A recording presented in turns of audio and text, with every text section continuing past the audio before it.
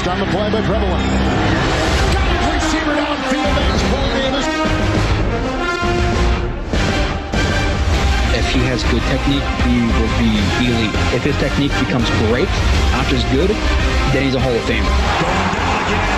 And it's Q. Red Williams. Fighting through contact, fighting through offensive line, being a double team, multiple moves stacked into one, just a play of pure domination. This is actual film, this is actual football talk. It's a football show, we're supposed to talk football, not storylines.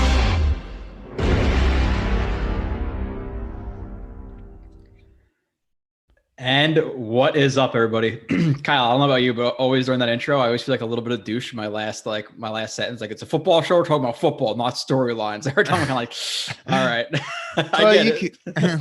You could always make a new intro, but yeah, we do talk a little bit more storylines on this live stream than we do, than you do when you do your film. It's still with the backing of film. So that's the most important. True. part. Even though sometimes when I ask you to pull up a play, you get angry at me. Last show we didn't as much. It feels like we talked just like 4 days ago, which we did. Last show we didn't. The show before that we brought up a good amount. What's up, Assassin? Mike, Jordan, Victor. Excited to catch us finally live. Throw some comments in there. We'll interact a lot with you guys because this one specifically didn't watch the film because as you can tell, the bags are my the bags aren't too bad in my eyes, but not a lot of sleep. Wedding coming in a couple days, so not too much time to look at it. So we're gonna rely on the viewers a little bit in the chat to talk about some topics with you guys. What's up, Todd? Antos finally able to make it to a live stream. See, Kyle, the last show we didn't have as many viewers, but we got some new viewers on Friday. Got some new viewers on a Tuesday. This is awesome. Because you never know. I mean, some people have certain days off work or certain other family commitments and other things. Yeah. Gavin, Pilo's a legend. Pirlo, yeah. Joe, what's up? Pirlo, I think he's talking about the soccer player. Kevin Jackson's in here. Wow, look at that. Larry Romano just says Blewett. Thank you for spell my name. I appreciate you know how to spell it at least. Kyle. I think he actually spelled it wrong the first time and he retracted his message. Oh, I don't know what it said. I think he spelled it with the I, like the kicker. So how are you doing, Kyle? I know that you were just on a Philadelphia Eagles show. I know that I finally convinced you to watch Game of Thrones, and you've been steaming along in that. You know, last time I talked to you, you're about season 2. Now you're season 4, episode something. So how are you doing? Yeah, so I was on the Eagles live stream. Bird Gang 31 is the YouTube channel. Dude, as far as I'm concerned, Eagles are an ally for me because my hatred of the Giants is well known. So I've rooted for so many Eagles games over the years because I didn't want the Giants making the playoffs or something like that. Dude, when Deshaun Jackson took that punt return to the house back in 2010, man, I was going nuts. That was so great for me, man. Giants missing the playoffs. I was watching that one live. Yeah, love that, man. So yeah, that was fun. He was very gracious to me and was asking me about, Jets and all that kind of stuff. And it was fun. So Bird Gang 31 on YouTube, if you want to go and watch that. It was funny. I don't know if you guys in here watched the last live stream last week, but Bird Gang came in here and was asking, hey, love to have you guys on my show. Let's collaborate. And Joe tells him, hey, I'm getting married. But if you want, you could have Kyle, but you'll be having the B squad. That's what you said. And were you not the B squad? I was. I told him, I was like, hey, listen, he's like, I don't know if you remember my buddy saying you'd be getting the B squad. I was like, but I kind of know my shit. So this is what I told him before he went on live on air. It was pretty funny. Yeah. So anyway, I'm doing pretty good, man. And Game of Thrones is kind of interesting. Kind of. It's very interesting. You watched the Red Wedding. It's a lot more than interesting. It's very interesting. You tried to say there wasn't a lot of what, but there is. I'm kidding. There really isn't. That's why I watched the show. Is your wife like that? We're comfortable with each other at this point. No, but it's cool though. Like, and I'm glad that piece of shit King Joffrey was poisoned. Whoa! Spoiler alerts, Kyle. Dude, Game of Thrones. Oh, no. It took you 3, 4, 5 years to watch it. You just started. So what? Can I just ruin the ending for you now? Is that okay? Because you watched it already, right? Don't do it. Yeah. No. Okay. So you just ruined an episode maybe for somebody or a whole season. It's okay.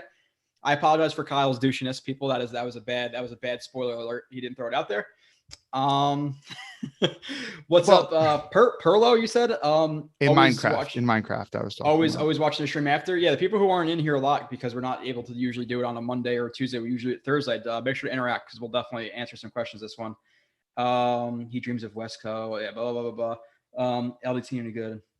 Okay. Why am I seeing all these Wesco Um, things? Were you really trashing Wesco on? No, we Twitter talked about or something? Westco the last episode. And we were defending him, so now I'm a big Westco defender apparently, even though I just think he's a solid tight end 4. But for me, everything's going well.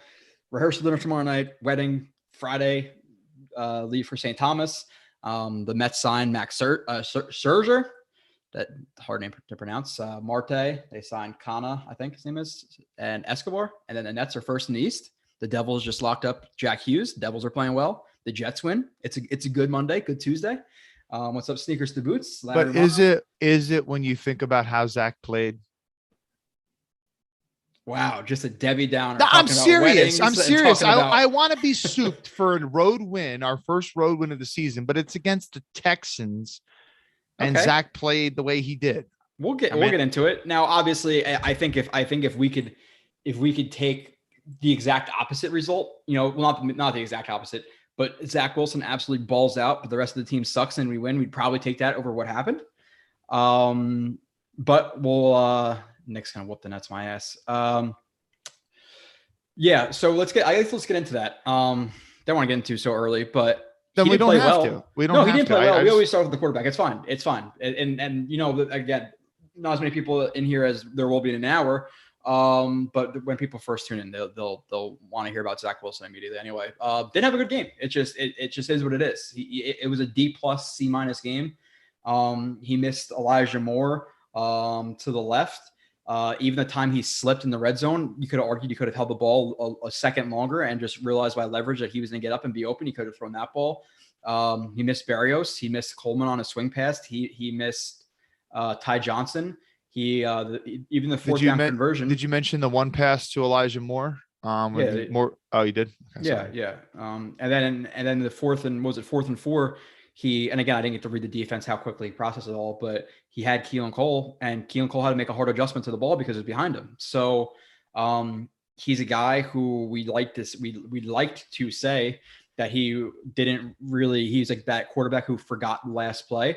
But he's not like that at all. He remembers the last play, the last drive. Like he is super, super streaky because he tries to make up for some of his either the game situation or past plays. So he's definitely guys who rides the waves of either good play or bad play. He needs to fix that. And you could just tell some of it too is a confidence thing. And you can just look at his face on the sidelines and things like that. You could tell, like, so after they had a couple good drives and, he made a couple good throws and the offense was moving, you could just see the difference in his facial expressions and things like that. You could tell he was kind of feeling it at a certain point in the game. Yeah. And if you looked at his facial expressions early in the game, he wasn't having that at all. And he even looked shell shocked at times. Yeah. Yeah. And even at the end of the game where he almost threw that near interception, like I think it was off an RPO or something like that. Yeah. He never had that after that either. Yeah. And that play again, I didn't watch. I will preface this entire show by saying I didn't watch the film, which is usually what we do. That play just on broadcast, it looked like Elijah Moore could have cut it a little bit more flat, and he kind of took it vertical, and that allowed the corner to get underneath. I was just watching a broadcast, so I don't know if that checks out. Yeah, I couldn't say. Yeah, sneakers to boots. You didn't get to watch any of it yet? I didn't do. I don't have time. I just this is it. I did Jets Talk 24/7 last night, this tonight, and I got immediately after this. I got a pack. Sneakers and boots saw my take on JD. Jets Talk 24/7 yesterday. Yeah, if you want to go there again, I'll promote him. Jets Talk 24/7. The first half of the show, the first half an hour is all about Zach Wilson. The second half is all about JD. And I went into not a rant about JD, but I talked for a solid probably 10 minutes straight about JD and my feelings on him. So do I stream for the draft? Not always, not the first round, but either after or like maybe the second and third round I'll stream, but I'll have streams immediately after, or maybe during. I'll let you know for sure. But yeah, no, it was concerning. He didn't look comfortable. The footwork wasn't good, and we all expected after him sitting down for a couple of weeks, he's going to come in and play better than he did. And I get he's rusty excuse, but it's still not really an excuse because Mike White hasn't played an NFL game in how long? He didn't look rusty. when he came in. Obviously, it was a much easier situation coming in, against the Bengals and checking it down and things like that. And the Texans defense is actually a little bit underrated. They call some turnovers. I think they're like middle of the pack in defense this year. I could be wrong, but I think some of their numbers are up there.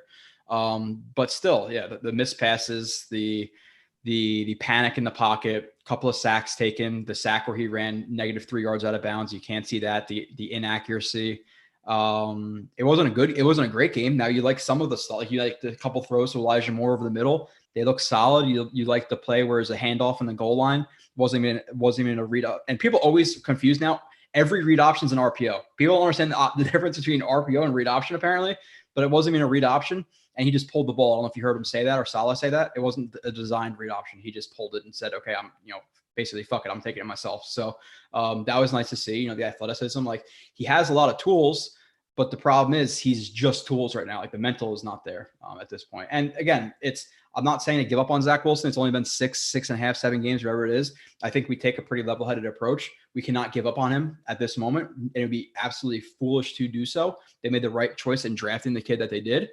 But with that being said, I don't think there's one person in here who could say they're encouraged right now with what he's doing. I think throughout 6-7 games that he's played, we'd expect a lot more than that he did. Even this game, Kyle, you said 2 touchdowns, 0 picks, 300 something yards.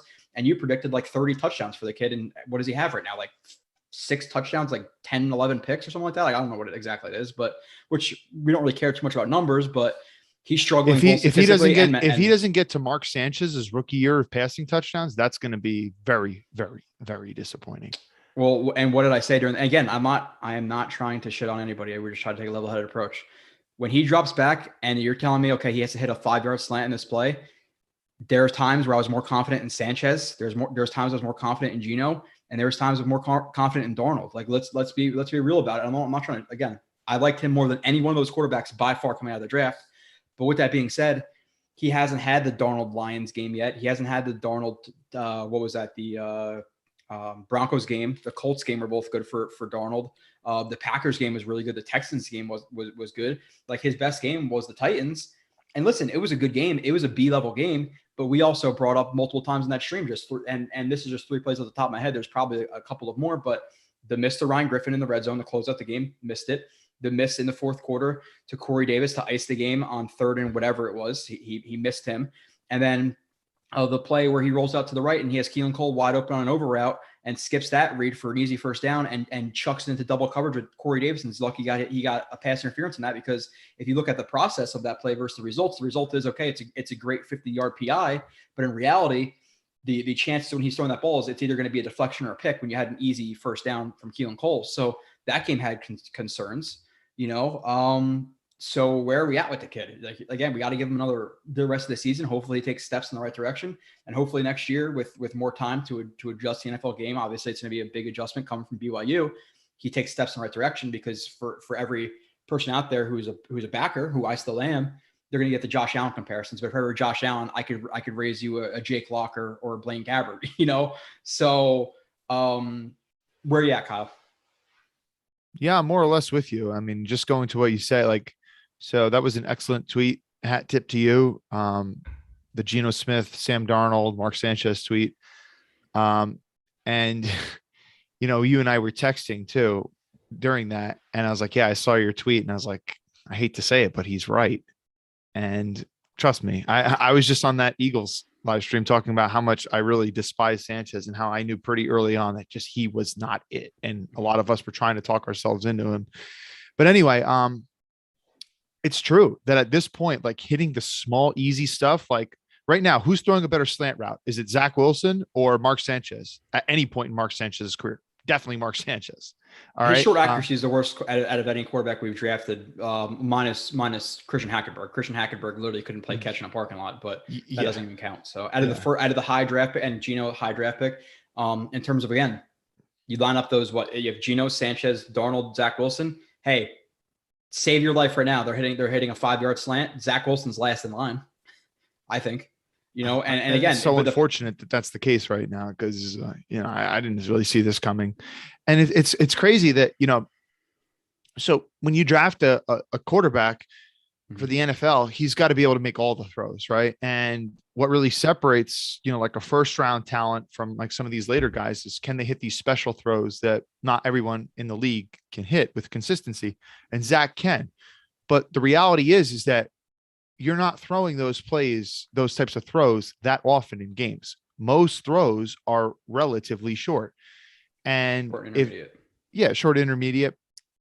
They're not super deep throws. And that's the stuff that Zach's not hitting right now. So how can you really run an efficient, reliable NFL offense if you can't rely on your quarterback to hit these relatively easy throws that even guys like Mike White and Josh Johnson can hit at this point in time? That and two, it's like it's part of the accuracy, and part of it's like knowing how much to take off the ball. Like you have a guy open on an in or a slant with nobody around him, and he's turning his head to get to the ball. You can't throw it 100 miles per hour because you have to give him time to adjust, and it's harder than people think to catch a ball that's 55 miles per hour coming at you from 5 yards away. As soon as you turn your head and it's already in flight to catch it, it's hard. So you have to have that control too. And he's whipping balls. So yeah, he's uneasy. His reads are inconsistent. He gets tricked relatively easily.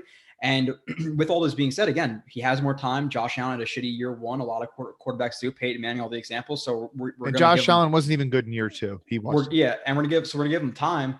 And with that being said, like the positive, to take this from the positive way, is like I think we rather have a quarterback who's struggling with like the slants and just looking uneasy, who has the capability of Zach, than a guy who just doesn't have the capability of him, who's kind of hitting the easy stuff, but really struggling like deep and all that stuff. Like he has the physical upside to be a really good quarterback. And we talked about the throws that he made in the Titans game, and we named only another 6 or 7 quarterbacks who can make some of the throws he was making in that game.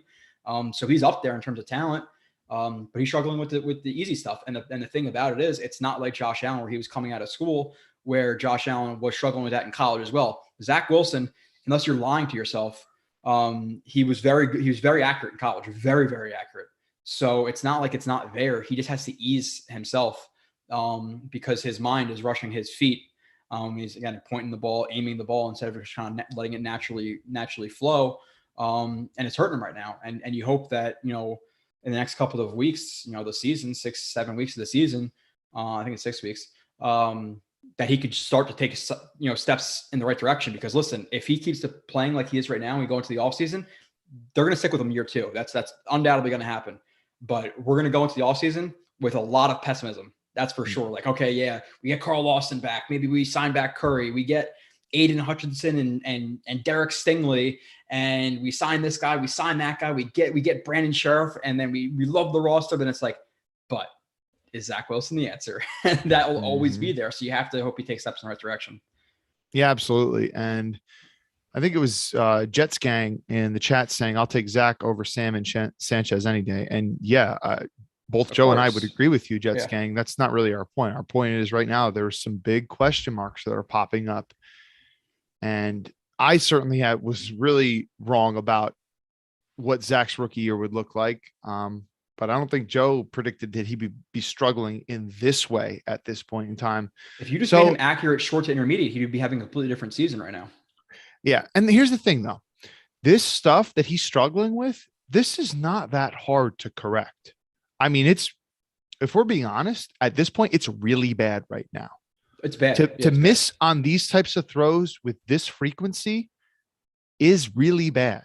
There's no other ways around it.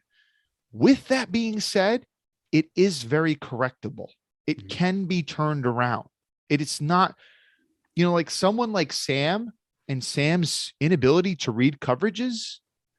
That is something that's a lot more difficult to correct, if we're being honest. Oh, so, yeah. And if you fix those short passes, like whatever his numbers were today or the other day, like you add another 50, 60, 70 yards to that, Ryan Griffin doesn't drop a touchdown. You take away the play, which I don't know how you saw it with the flip to Ty Johnson at that moment in time. It's more of a feel thing with the interception. Oh, yeah. Like it's not a brutal mistake, but it's still like kind of stupid. Like, okay, you're about to cross the line of scrimmage. You have to have that feeling. Okay, he's going to turn and block for me, and not throw that. So it's not brutal, but that'll hopefully be fixed. But you have to wonder, did Zach at any point in time in the off season or in practice ever talk with Ty Johnson about doing that or actually do it in practice? Because if not, how can you honestly blame Ty Johnson for that? If Ty Johnson never had a conversation with Zach about that, never actually did it in practice, why would he be expecting that? You know? Yeah, and it's like, again, he was looking at him nearly until he crossed the line of scrimmage. So like he figured, okay, he's about to cross right now, so I'm going to turn and block. And you know, it's not the worst mistake in the world, but obviously that's the stuff that'll make Sports Center, or I don't know if Sports Center is still even a thing, NFL Network or whatever. Sports Center is garbage. It used to be great when I was a kid, but it's absolutely terrible now. Snoopy, what's up? It's really hard for me to ding that interception on the level of, you know, take like that interception that Sam Darnold threw to Jamal Adams, where Jamal Adams is just reading it the whole way through and Sam is just staring it down the whole way. Yeah. I mean, this should have been interception. Jamal dropped it. Excuse me. He's Jamal. Yeah. So. And I just want to be fair with Zach. Like, again, you have to give him his time, but at the same time, I don't want to come on here. And for the people who respect, you know, my opinion or your opinion, be like, yeah, I'm super confident, because at this point, I'm not confident. I'm hopeful, but I'm not confident. Like, I wouldn't bet my house on he's going to be a successful quarterback right now, because he's struggling more than anybody we've ever seen in his rookie year. And obviously, you know, different situations lead to different results. Like Sanchez had the best team we've seen in a decade by far. But at the same time, we can't deny that Zach's struggling a lot right now. So, Jets, obviously we'll take Zach over Sam and Sanchez any day. We also know the final results of those guys, but you can't say that you would take Zach's rookie year at this point over Sam's rookie year, because Sam's rookie year at this point, I was feeling much more hopeful than I was about Zach, because he had those games against the Broncos, the Colts. After the pick against the Lions, he bounced back and shredded them. Like, what was it, like 42-21 that game? He had that Texans game. He had that Packers game that were very, very good quarterback play. And Zach Wilson, his best game was a solid game, but not great if you're really looking at it snap by snap. So, I would, and especially in college, I'll take him over those guys too. But Jordan, so the point is there's still 6 games, and if Zach plays in all 6 games and he finishes really strong, I mean, 6 games that's a pretty good chunk right there. He can give us lots of room to be optimistic for the future. And some of those defenses he's facing, you know, even the Eagles this week, the Eagles, the Saints, the and Dolphins. By the way, no Trey White for the Bills, week 18. Oh, I get injured? He tore his ACL. Oh shit. Okay. That happened a couple weeks ago. Thanksgiving. Oh, okay. Wow. Okay. But yeah, still good defense even without that, because they're super disciplined. But you have the Bills, Absolutely. You have the Bucks, you have the Saints, you have the Eagles, you have the Dolphins, who have won 4 in a row. I think 4 in a row, right? So you have some good tests to go against. So let's see how he bounces back. Let's see. I'm trying to work through the chat. I still think Zach needs more time to see if he can get it together, but he's worrying me that 3. Yeah. No, you have to be worried. You know, you can't say that. You can't deny that. Let's just take the Texans game, that Joe Flacco, Mike White, and Josh Johnson didn't look better than Zach. Well, let me rephrase that. Mike White versus the Bengals, because Mike White versus the Bills was absolutely dreadful. That was the worst game we've seen from any quarterback this year, I would say. No doubt. But still, so is this just a confidence thing? I don't think it's just a confidence thing, but it's in large part a confidence thing for sure. It's confidence and learning. Like the truth is, you know, he's still getting used to the speed of the NFL game and play calling and working with other pros and working in this system. So it's confidence, and it's also where his learning curve is. Larry Romano and the atrocious line play. The line has not been atrocious. The line has been below average to average this year. If you're again, like that Panthers game, they were pass protection. Yeah. Atrocious. But people don't remember. If you're thinking of atrocious line play, Sam Darnold's rookie year and second year was atrocious line play, like 32nd, 30th in the league both years. This line has some issues at times, but they're near a league average offensive line, especially the last couple of weeks. And like people will automatically equate pressure. Like, you know, I heard it recycled on Twitter after the Dolphins game. Oh, the offensive line played so bad that game. Because of all the pressures and hits. Okay. When you have the line blocking, you know, 5 or 6 guys versus 7 or 8, yeah, there's going to be some pressure, but you have to get the ball out. So there's going to be pressure that's going to show up on the broadcast. It doesn't mean the line played a bad game. It's mean that was the game plan for them to get to the quarterback, and they had to dump the ball off. You know, they had an extra rusher, so that's going to happen. Let's go to that super chat. I'm scrolling down. I'm throwing it to Ant though. Ant says everyone click like. Let's get 40. I never asked for likes, but I do notice we'll have a couple like 100 people in here, and then there will only be like 25 likes. I'm like, yeah, what the fuck, you know? Yeah. Right. So I appreciate How hard that. is Eric, it to push the like button? Eric Fox, what's up? Yeah, dude, we get likes, we get more viewers, more money for the website. I get a backdrop. I do more shows. You know, you never know. I was confident with Zach before Houston. Yeah, so there's a lot of games left, so let's not jump off the bridge with it, but we'll see. Chris Stokillo.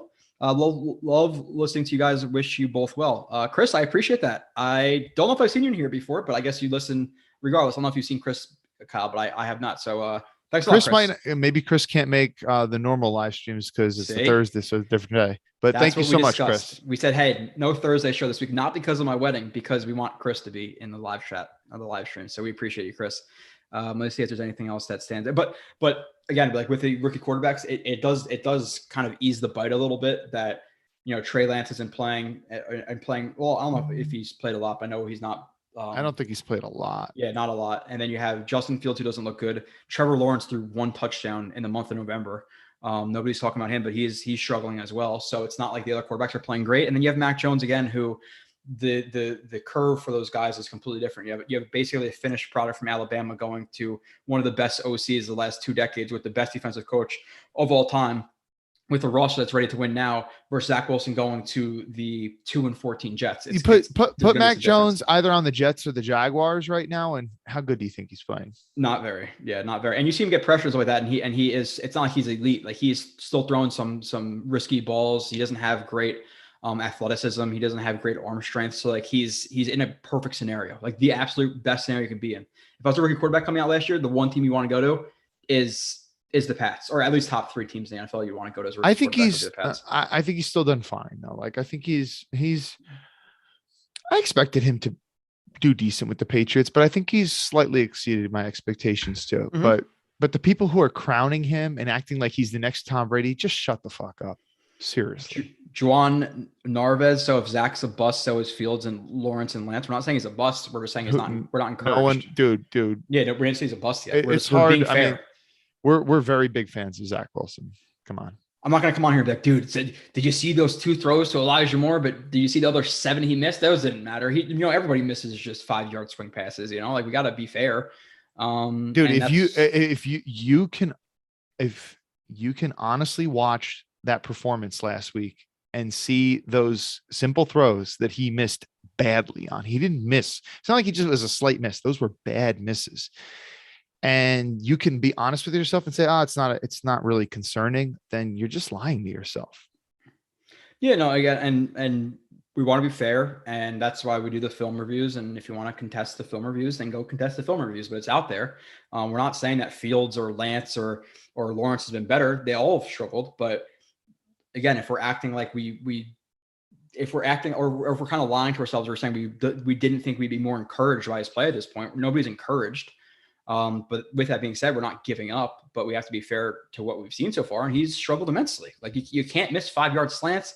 You can't miss Keelan Colby, make him jump and catch a ball behind him on 4th and 4 on like a 7-yard route, whatever it was. Like he's missing layups. Yeah. Now he can hit like the Steph Curry 3, but those don't happen as often in a game. You have to be able to hit the layups consistently in the game, because the game is made up of 85-90% of layups in terms of throws. Obviously the mental processing is a whole nother beast with that, but in terms of the throw, most throws are 5 to 15 yards, and those are the ones he's struggling with. Those are 90% of the throws you're throwing in NFL games. So yeah, and let's talk about one of those Steph Curry 3s. So the play in the end zone to Ryan Griffin, dude, I mean, like that's a really good throw. Do you think that Mike White's hitting that throw?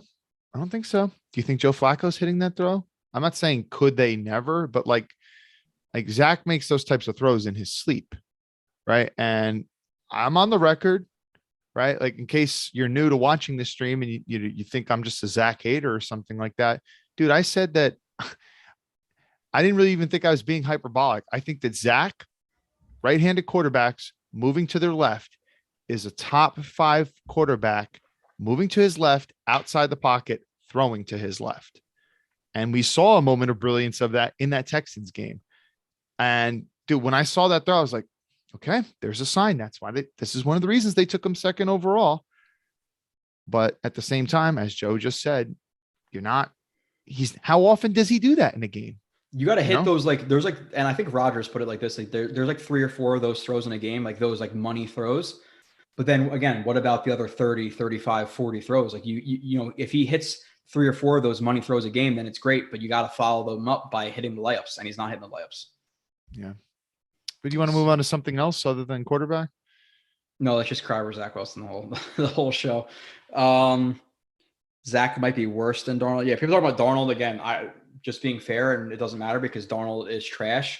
And thank you, Joe Douglas, for getting a 2nd, a 4th, and a 6th who just got benched for an XFL quarterback. Thank you for trading Dan Brown for LDT and then getting Dan Brown back on your practice squad. Thank you for trading Jamal Adams, who took plays off last night on Monday Night Football. Thank you. I didn't know that. Oh, dude, took off play by the goal line where it took, Gibson ran in for a touchdown, and he got beat for what should have been a touchdown, but it was a bullshit. The ball wasn't caught by Logan Thomas because the ball moved on the ground, which was I thought was pretty stupid by the refs to call it or reverse the call. You know, the JFM, he looked pretty good for a waiver wire pickup. Bryce Huff, Quincy Williams, like that. We went through so many things last night with when I was on Jets Talk 24/7 about Joe Douglas, and look at his draft class. We're all happy with Moore. We're all happy with Carter. We're all happy with Carter II. We're all happy with Hall. We're all happy with, you know, ABT. Like there's definitely some positives. So I have some faith in him, but we're not going to get to that right now. But yes, Darnold was absolute trash. And like people talk about, oh, well, we should have stuck with Darnold. And this is exactly, Kyle, exactly what we were saying. We were talking about moving on from Darnold. You have a quarterback sitting in your lap at number 2 with Zach Wilson, Justin Fields, whoever you wanted. I was a big Zach Wilson guy over Justin Fields, and I've explained many times why. And one of the main things I would go to was, okay, who are the quarterbacks next year? You can't just skip on quarterback and say, oh, we'll address it down the road, because who was the quarterback who's worth the 2nd, 3rd, 4th, 5th overall pick right now in the draft? There's nobody. So Exactly. you're gonna pass it off to what? To trade to sign fucking Teddy Bridgewater, and that's your next answer because you wanted to skip on Zach Wilson. So that was stupid. They made the right move. It wasn't a mistake drafting him. Sam Darnold was never an option. Kyle, we were. And like, again, we try to be fair and not to be like overreacting, but like by game, like 2, 3, 4 of Sam Darnold's 3rd year, we were like, this ain't it. He's just not the answer. He just doesn't have it. So, and then you see him go with the Panthers, hit 30,000 checkdowns to Christian McCaffrey, and people are you know. Well, hold on. Let's be fair. Games 2, 3, 4, his 2nd year or 3rd year? 3rd year.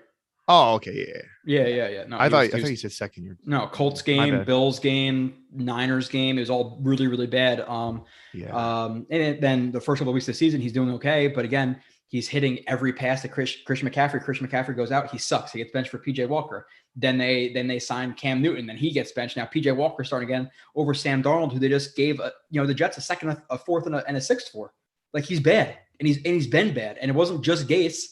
He was a bad quarterback. He was absolutely terrible. So, and then, but guys, please pay careful attention to what we're saying. You see, Joe and I were just talking about, we made the firm, concrete decision in our head in Sam Darnold's 3rd year. Yeah. Right.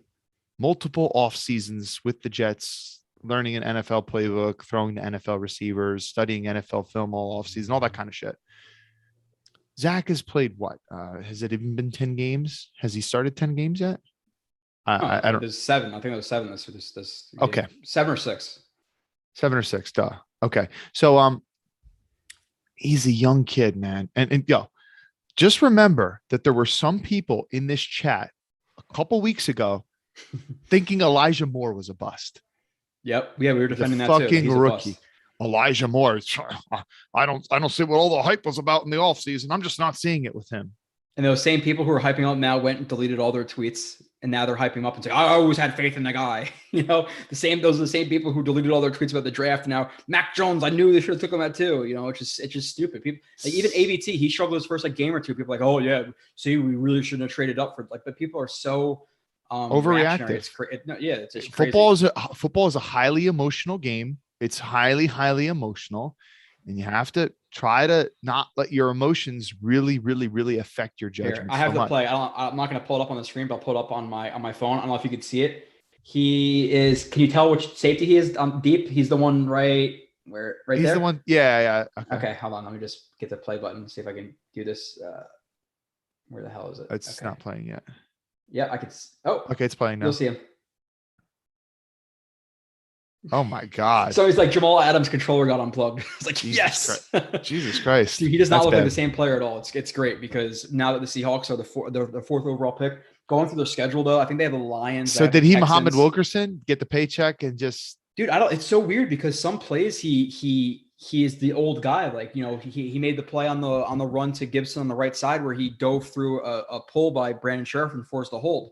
He had a play where he jumped over a cut block and pressured Taylor Heineke and you throw the ball away. So he still has those plays, but then it looks like he's just not as like he's like almost like a little bit trigger shy and like on some other plays. It's really odd to say because he was not like that with the Jets, but the fact that he went there, smoked a cigar, forced his way out, was a little bitch in the media, was a little bitch in social media, just a bitch overall as a guy. And then he went to a team who now sucks ass, is going to most likely trade their quarterback, have a top 10 pick, and is going to be in a complete rebuild while the Jets are clearly in a better situation than the Seahawks going forward is poetry for that guy because that's exactly what he deserves.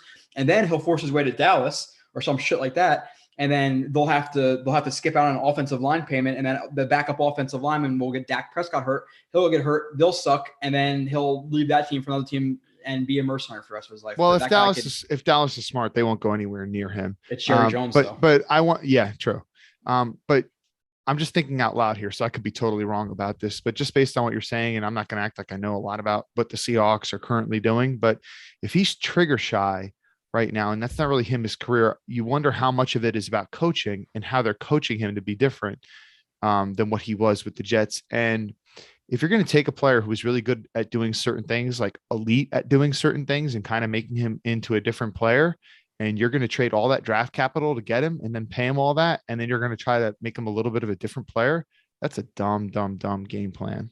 It's dumb game plan to trade 2 first-round picks and a third for a safety. It's just that was just way too much. But can I go back to my point with more really quick and Zach?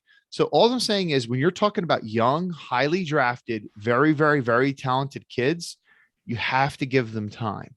Sam had plenty of time before we gave up on him. Zach has not had plenty of time yet. So we got to be patient, dude. Zach could, in theory, over the next couple of weeks, just fucking tear it up.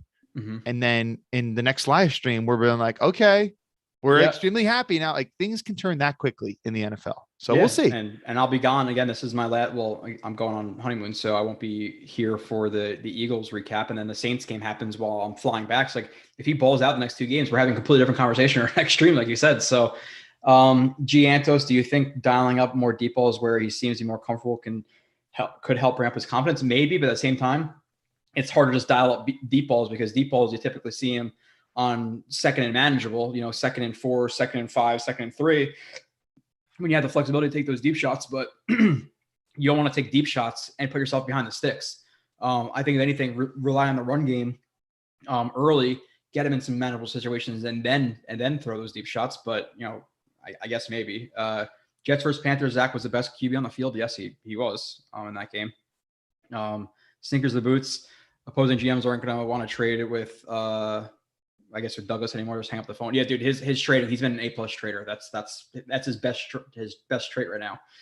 He's made some ridiculous trades. Yeah, if you compare him to Mike McCagnon in terms of trading, like it's like totally 2 different ends of the spectrum. Joe, how do you feel about your preseason bet that the Jets would get over 6.5 wins? Not great, but I also didn't anticipate Marcus May being out, LaMarcus Joyner being out, Vinny Curry being out, Carl Lawson being out, Mekhi Becton being out. The bet hurt, but if I would never bet 6.5 over if I knew all those guys were gonna be out for the season, so if they can wrap up though and get another 2-3 wins, like if they finish, 3-3, they finish with 6 wins versus how the season started, you have to be really encouraged with that. Even 2 wins. Because listen, like we'll talk about the Eagles game maybe a little bit, but like the Eagles and Saints are not great matchups for the Jets. You're talking about the Eagles, who are like a gap heavy, strong offensive line team who likes to run the ball and is a good running team. That's what the Jets defense has struggled the most with this year. So they're facing that. And the Saints defense is a very good defense. Say what you want about their offense, but Can Zach Wilson produce against the Saints? The Bills, the Bucks. So we'll see. So they can get 2 out of 6. I would feel solid, but obviously it all kind of stems on how Zach Wilson plays. So yeah, we'll see, man. We'll see. But yeah, I'm still excited. I mean, I'm happy they got the win. I will never at this point root. I mean, I was rooting for losses pretty much all last year, but I know that we losses for like 4 years after like week 4. Even though we have a shot at getting another top 5, our own top 5 pick, forget the Seahawks for a moment, I am not rooting for losses. I want this team to have confidence in this coaching staff, because we're not talking about an Adam Gase coaching staff, right? Not many people everybody wanted him out. We didn't want to win. And, we're not drafting a quarterback. So let's fucking win games. Let's build confidence in our young quarterback, and we'll see what happens, man. But I'd be a little nervous about your 6.5. The money's gone. It is what it is. Rob Anderson was Darnold's best wide receiver. Wilson has more in Davis and Crowder and Cole, and a much better offensive line than Darnold had a rookie. But Darnold's rookie stats outperformed Wilson so far. That's fair. Darnold had a worse rookie team by far than Zach Wilson on offense. The Jets are not they're not loaded on offense, but the offensive line is okay. The receiver group is deep and pretty solid. They don't have that legit number 1, but they have a bunch of really skilled guys. So and a better, I would say. Well, no, I like what Darnold's rookie year was Morton. I actually really like John Morton. That was the year before Darnold was drafted. That was 16. We had Morton the McCown year. Yeah. Okay. And what the fuck happened with him? Like, he, despite our roster was so barren that year that basically everyone was predicting us to have the number 1 overall pick. Right. And we still eked out 5 wins. We were 5-7 at one point. I mean, we lost the last, whatever games of the year. But John Morton, based on what we had, he produced pretty damn well. Oh, dude, we just got rid of him. So like, what the fuck happened? There was like multiple games we had no talent, and he had like 3 or 4 games like with 30 plus points. I'm like, who the fuck is this guy? He was actually doing really well, and then he just gone. It was weird. And he's not even in the NFL. Isn't he like in college somewhere now? Like what? That's so strange. And Jeremy Bates was the replacement. What? Swolsey, do we go with guard and tight end with our 2 ones in top 10 for 2020? 1, I don't think there's a tight end that high. 2, maybe a guard. But again, do we finish with 4 and 8? Do we finish with 6 and 9? Do we finish with 8 and 10? Like we don't know. So it's hard to say. And again, medical checks, combine, interviews, the rest of the football season. Like if they went with a guard in top 10, sure. If they went with a tight end, I don't see any tight end who's worth it at this point. But I'm fine with a guard. Again, I think people get a little bit too crazy with positional value, and I bring up consistently. I don't think that the Colts are pissed off that they drafted Quentin Nelson at number 6. I don't think that the Redskins were pissed that they drafted Brandon Scherf at 5. I don't think the Cowboys are pissed they drafted Michael Parsons, who's a linebacker who people probably before that pick were like, you can't draft Michael Parsons that high. I'm pretty sure guys at 6, 7, 8 right now would love to have Michael Parsons, who is. And by the way, one of the reasons they were saying they shouldn't draft Michael Parsons, and a lot of even some Cowboys fans were upset. Oh, we got Jalen Smith. And Michael Parsons is legitimately easily going to be the defensive rookie of the year. And he's even in running for like the defensive player of the year. Like people are talking about like he's that good right now. So again, I think positional value, while important, is definitely overblown by fans. So let me see. The chat can't hold. Well, I don't know if that's not. Where does it say that? The chat can't HODL lol. I don't know what that's supposed to. I think your chat's always a little bit quicker than mine. I'm at 6:38 right now. I'm working from where we kind of left off. I just scroll down. If anything sticks out, I do it. Good point. You kill. I don't know what's going on here. Okay. Johnny, you're drunk. I don't know. I guess people are arguing over Darnold. We brought up Darnold versus Wilson, and now people are going at it about Darnold versus Wilson. I don't know if they're addressing it at us. I think everybody's just arguing. What is a draft priority in 2022? Kyle, I want to answer that. I'm about 2 minutes behind now. So what are your draft priorities in 2022? I think we just go through all the needs in the team, right? Yeah, we've already talked about that before. But yeah, like where our draft prior. I mean, obviously the simple answer to the question is you always, especially in the early rounds, you draft based on what's there. You try to use the BPA philosophy. You can make some exceptions here or there. Like, if you just drafted a quarterback in the first round, you're obviously not going to take another one. But this team has a lot of holes. We talked about how guard is a big need. We talked about how tight end's a big need. Linebacker's a huge need. Obviously, safety's a huge need.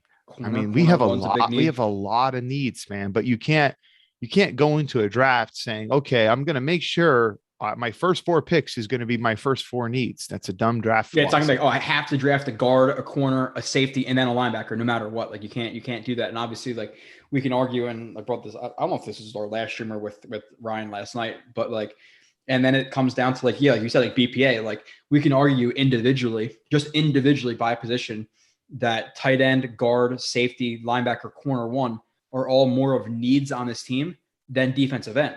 But at the same time, in saying that, if again, I want to watch their film and see, but if they are this good, if you have a Hutchinson or a Thibodeau who falls to 2, 3, whatever it may be, then you take that, because it's really hard to find DNs, but at the same time, I'm not just reaching for a DN, because on defense, that's probably our 4th biggest need. By the way, I finally saw an Aiden Hutchinson play and he blew the shit out of the left tackle from Ohio State. Him. And supposedly he had like 10 quarterback hits in the game or something like that, or 10 dominating pressures.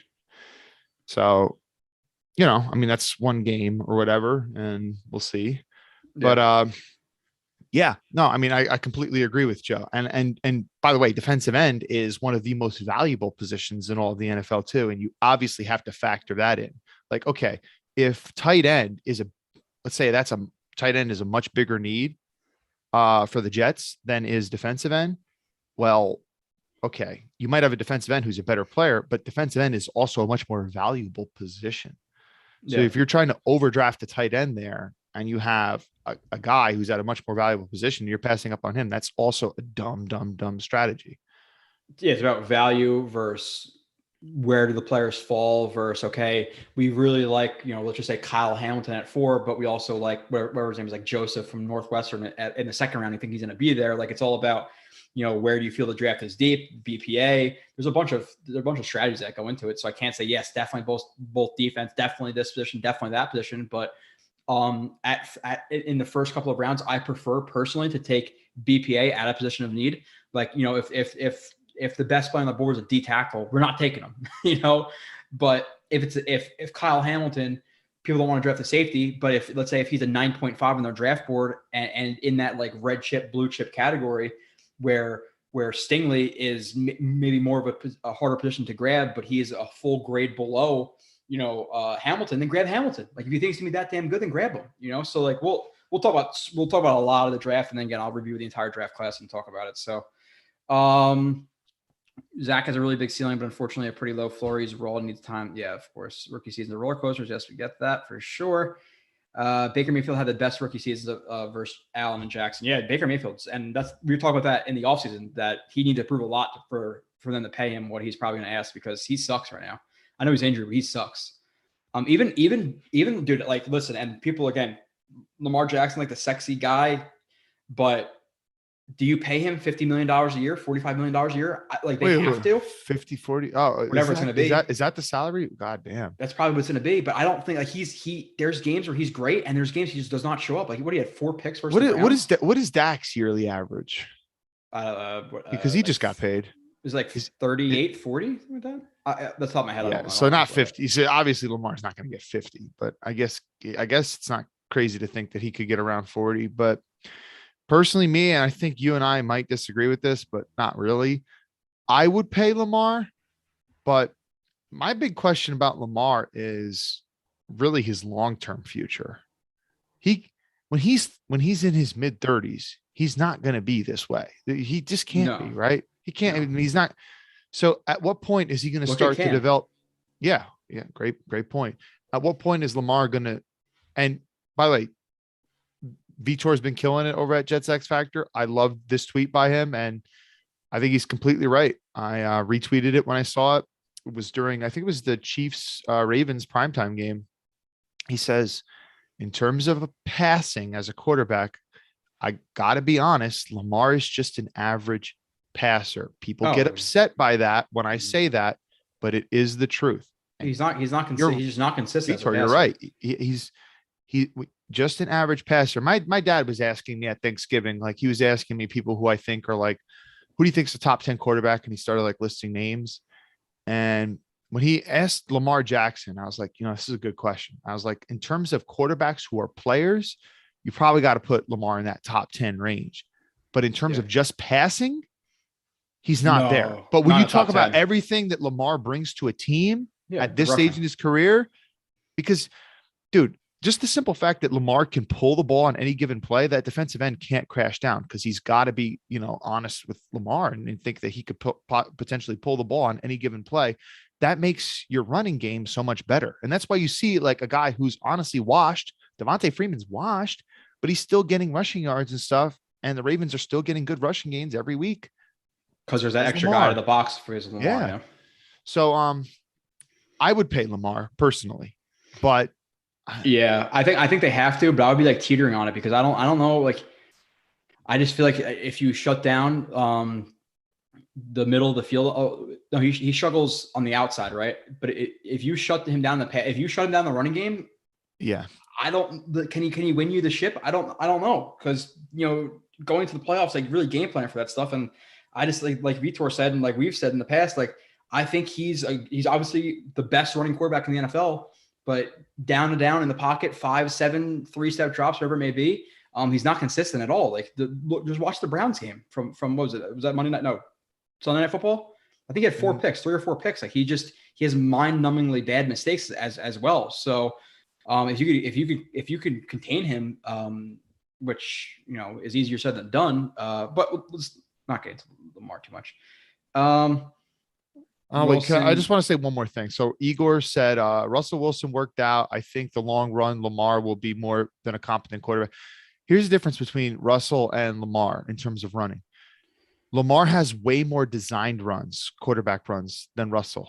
You look at a lot of Russell's run-ins, they're quarterback scrambles where he's able to run out of bounds or slide.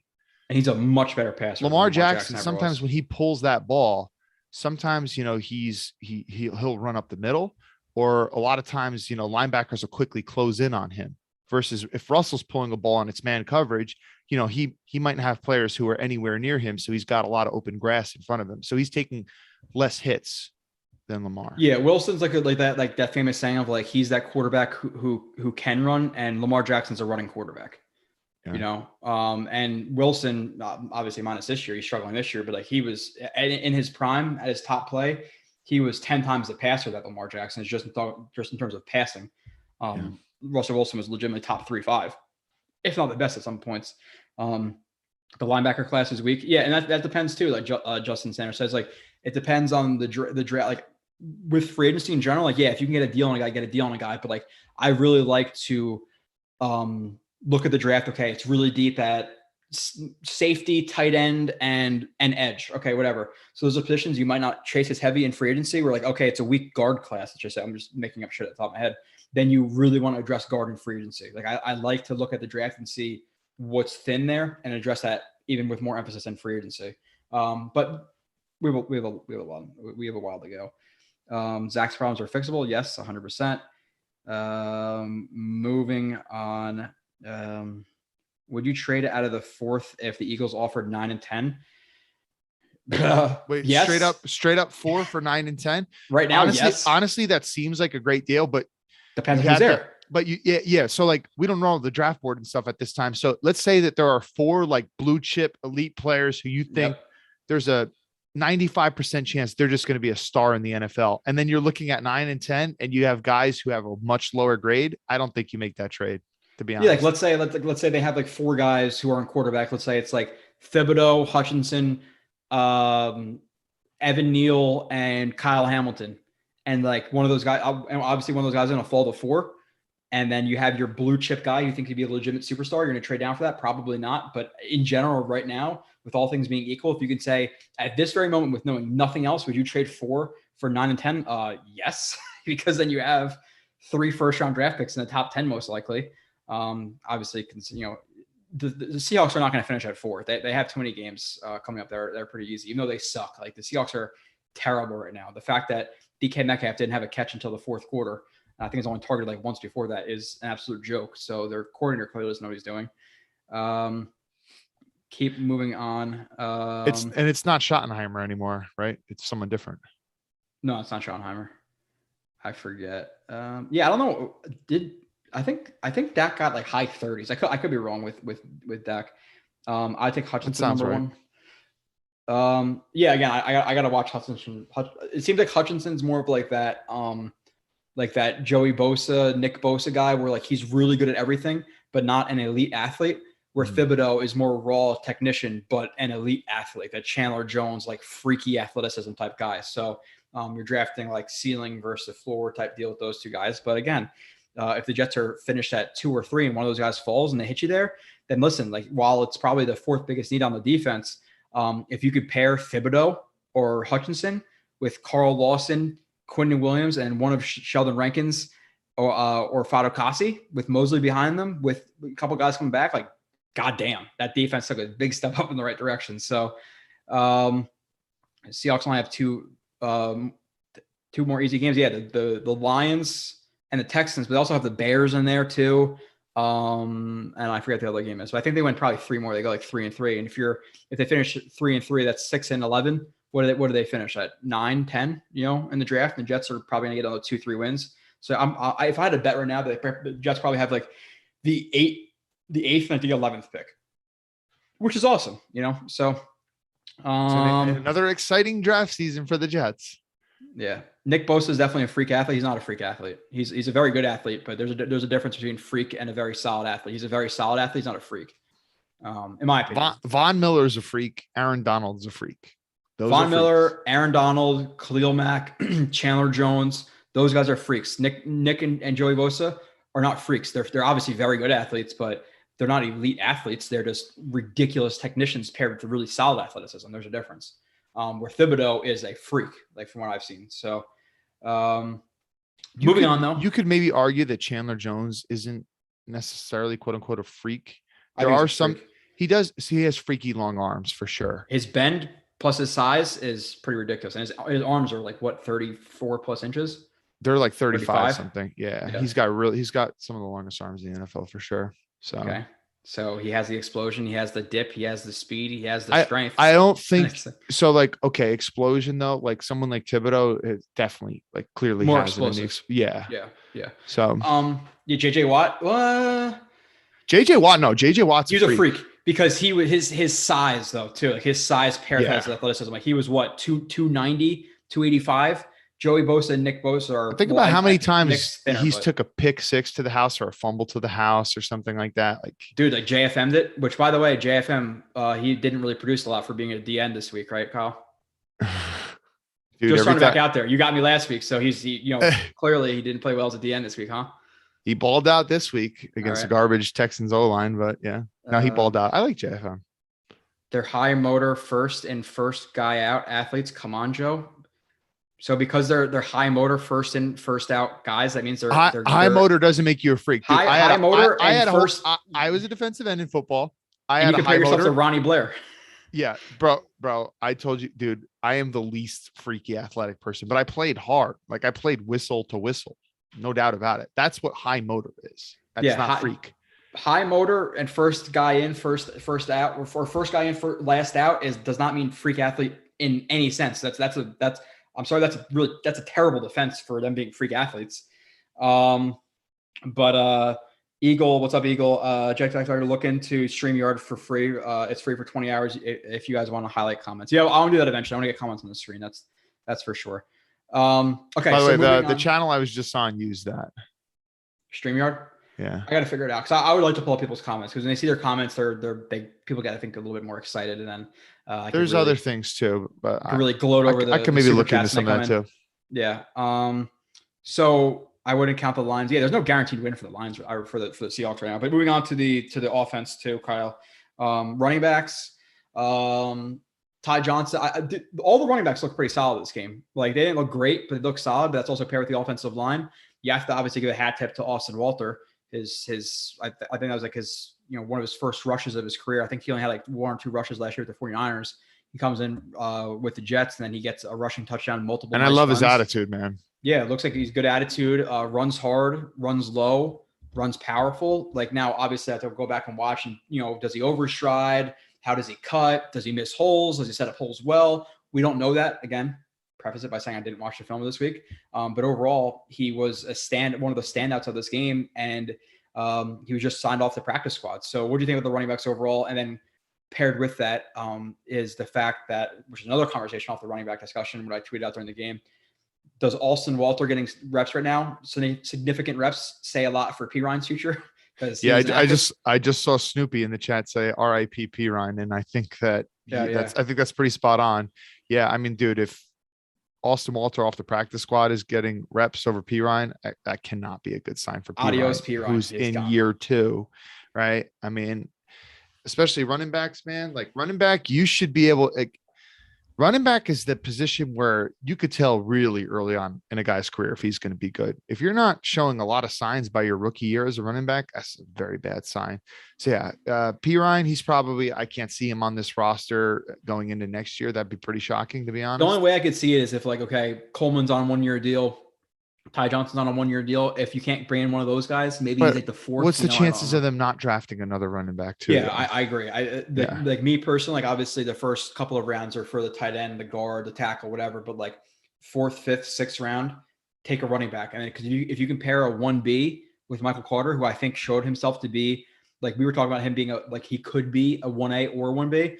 I think he showed so far this year, especially if you continue to upgrade the offensive line. He's a 1A running back. I don't think he's a Derrick Henry or a Kamara type guy, but I think he could be the lead horse of that dual backfield right now, which is awesome for a 4th round pick. The dude's a baller. So if you can get another guy in the 4th, 5th round and pair with him, that'd be fantastic. So not good for P. Ryan's future, but what do you think about Walter, Ty Johnson, and Tevin Coleman?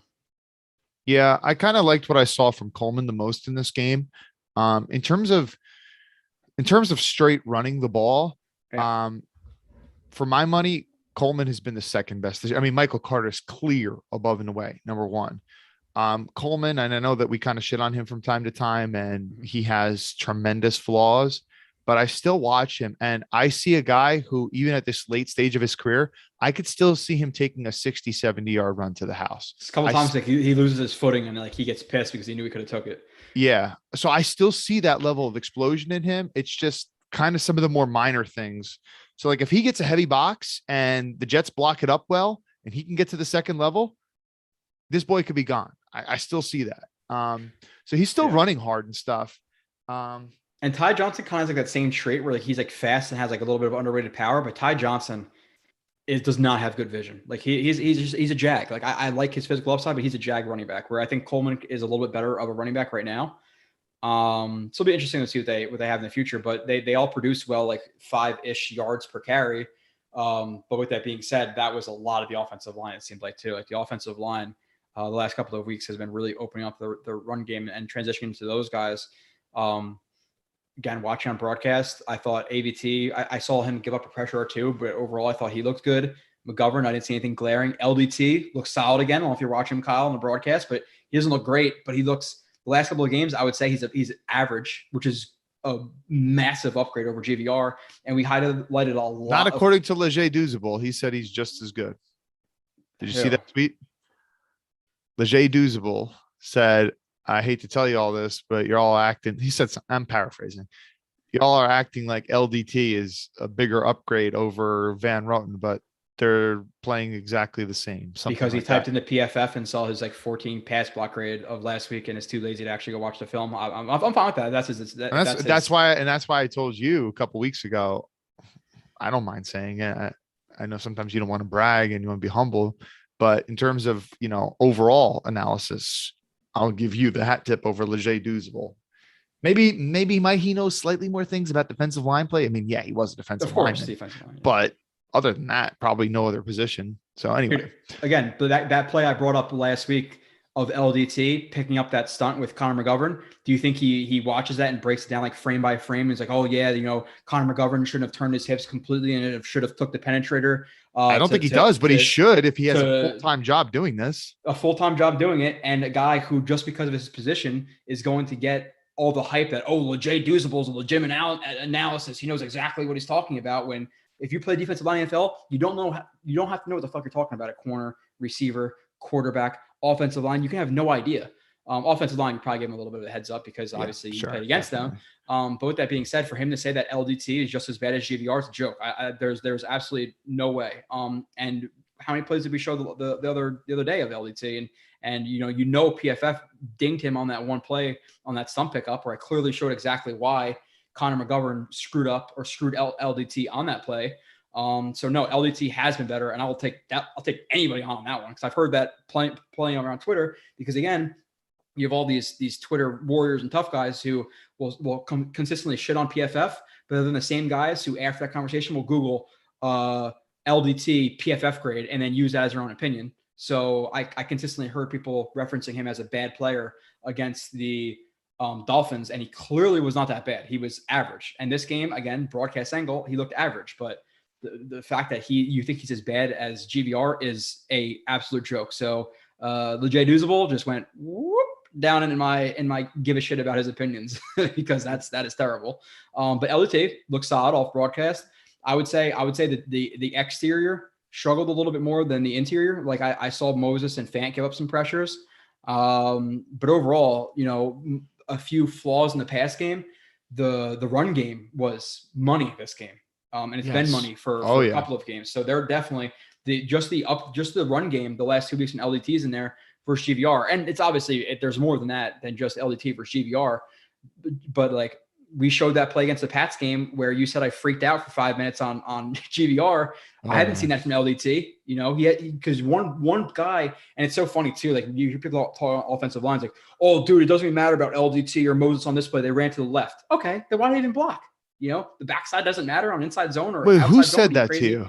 It was something on Twitter. And that's why I don't respond to people on Twitter. Something about, I think it wasn't even to me. I think it was Nania tweeted out a stat about how much they're running to either side. And people are like, and then they combated it with like something about like the right guard or right tackle doesn't even matter when they run to the left. It's like, okay, so you're just an idiot. You're a fool because how many times once you get cut back, it's stupid.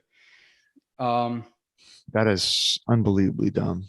LDT, motivated T, you're not watching the tape to say LDT isn't better than GVR. Yeah, it's as simple as that. Motivated T, and it's I will stand on a ledge by myself on that one. If you're saying that, you're not watching or you're just relying on PFF, because I did a whole show, broke down LDT for 10, 15, 20 minutes of that show, broke it down with Kyle. If you're saying that he's not as bad as GVR, where I could show you a highlight reel of how bad GVR is versus how well LDT played some of those plays. Like Kyle, I don't know if you went back and rewatched the Dolphins game. I saw your Dolphins review. When I broke down that play where he like starts at the linebacker, looks to his right's locked up, looks to his left, checks to the left, goes back to his right, picks up the looper. Like that play was teach tape on how to play right guard in that scenario. He had multiple times where he's like hammering a guy or plowing him, which always sounds fucked up. But yeah, it's honestly, you've made that reference several times, and I never thought about the fucked up version of it until you said that. Well, when I'm like, he just plowed the shit out of that guy, I'm like, fuck.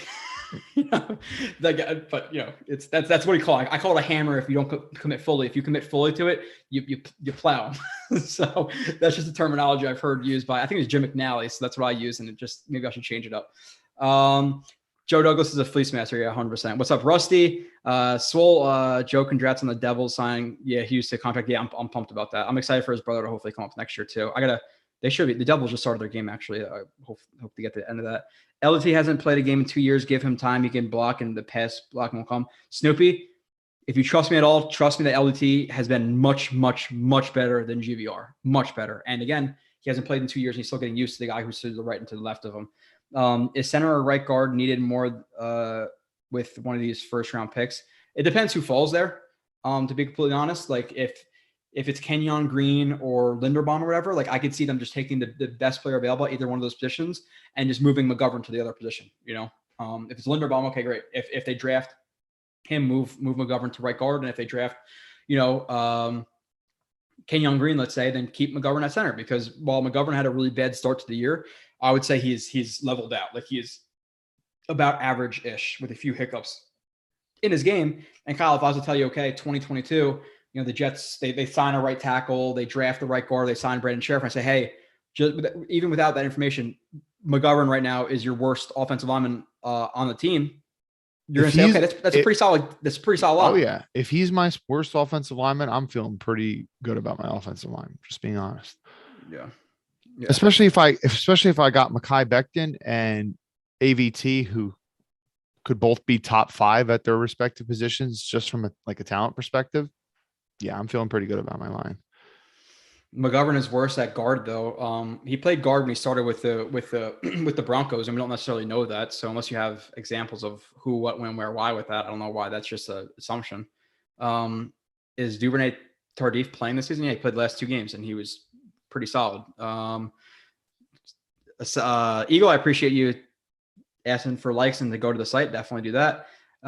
Thanks for the comments, Joe. Michael, I don't know what I commented on, but I appreciate the interaction. So, oh yeah, I answered the right guard versus center thing. Yeah, it depends on who's there, obviously, to kind of bail out of that. But yeah, tackles I didn't think played great. I don't think Moses is back next year. I think most likely it's Becton and Fant, and then you have to put priority on getting a solid swing tackle. And then I think a high the value with Fant is for sure Fant can play on both sides, and that is extremely valuable because either guy can go out any single given time, and you want a guy who could step in and do admirably both sides. Do we have any evidence that Moses could ever play on the left side?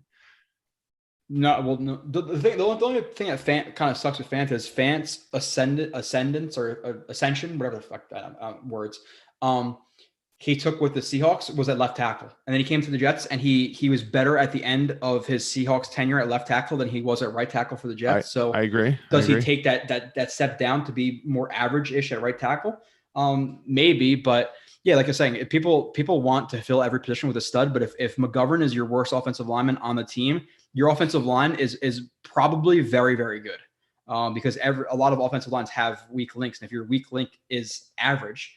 Because again, they see 1 or 2 bad plays and they think McGovern equals Wesley Johnson, which equals Jonathan Harrison, which equals this guy, which is not true or Spencer Long. Those guys were dreadful. While Connor McGovern's probably like 18 to 20 range, 16 some games, even better some games. He's about average, I would say, which is fine. It's my job. Yeah, I appreciate you, Eagle. How concerned are we with Becton 400 liver? With low body problems, not good. Wirfs looks like the better pick. What do you think? What are your thoughts on Becton right now? I was just talking to the dude in Bird Gang live stream. Like, is Becton even going to play this year? Like, they keep, dude, for weeks he's been saying, "I'm coming back soon. I'm coming back soon. I'm coming back soon." I think he just practices. I think he just started practicing again. Like, just started practicing. Okay. I think he's back for like the last 2 weeks of the season. Which, here's my thing with that. At that point, you almost think to yourself, maybe we just worry about the long-term investment with this kid, and we don't even play him. But if he's 100%, he's 100%. If he's 99.99%, then you don't play him. If he's 100%, you play him. I agree with that, but that's an if though. And if he hasn't played to this point, is he really 100%? I mean, like, is this the type of thing where he's a bigger dude? Maybe it takes him longer to recover. I don't know. I mean, I'm speculating right now. Yeah. So what are your thoughts overall? I think, again, his rookie year in training camp, he apparently struggled versus Jordan Jenkins. He came out and he looked like a near top 10 left tackle. That line still Swiss cheese. The Jets offensive line, it's not nearly as bad as it has been in the past. But continuing, he looked bad his first year against Jordan Jenkins, came out and had a top 10-ish year, even top 16. So he had a good year, rookie year. And then the next offseason, he came in out of weight, and they posted pictures being the slimmest 370 pounds I've ever seen in my life. Mm-hmm. And then he struggled versus Carl Lawson, and then he struggled a little bit in preseason. But so I'm fine. I think he's gonna be a good player, but how often is he on the field? Because you look at him last year, he played in 12 games, but he came out of like multiple of those games, missed multiple weeks. And now he's played, 2 quarters of the season. He might miss the rest of the year. Now, is it his fault? Was it a tear? Was it a rip? Was it something like that? No. GVR got planted because he's ass cheeks and it was definitely a freak accident. So, Yeah, Corey Washington. What it's definitely players? a concern, but I mean, there's no denying the level of talent he has.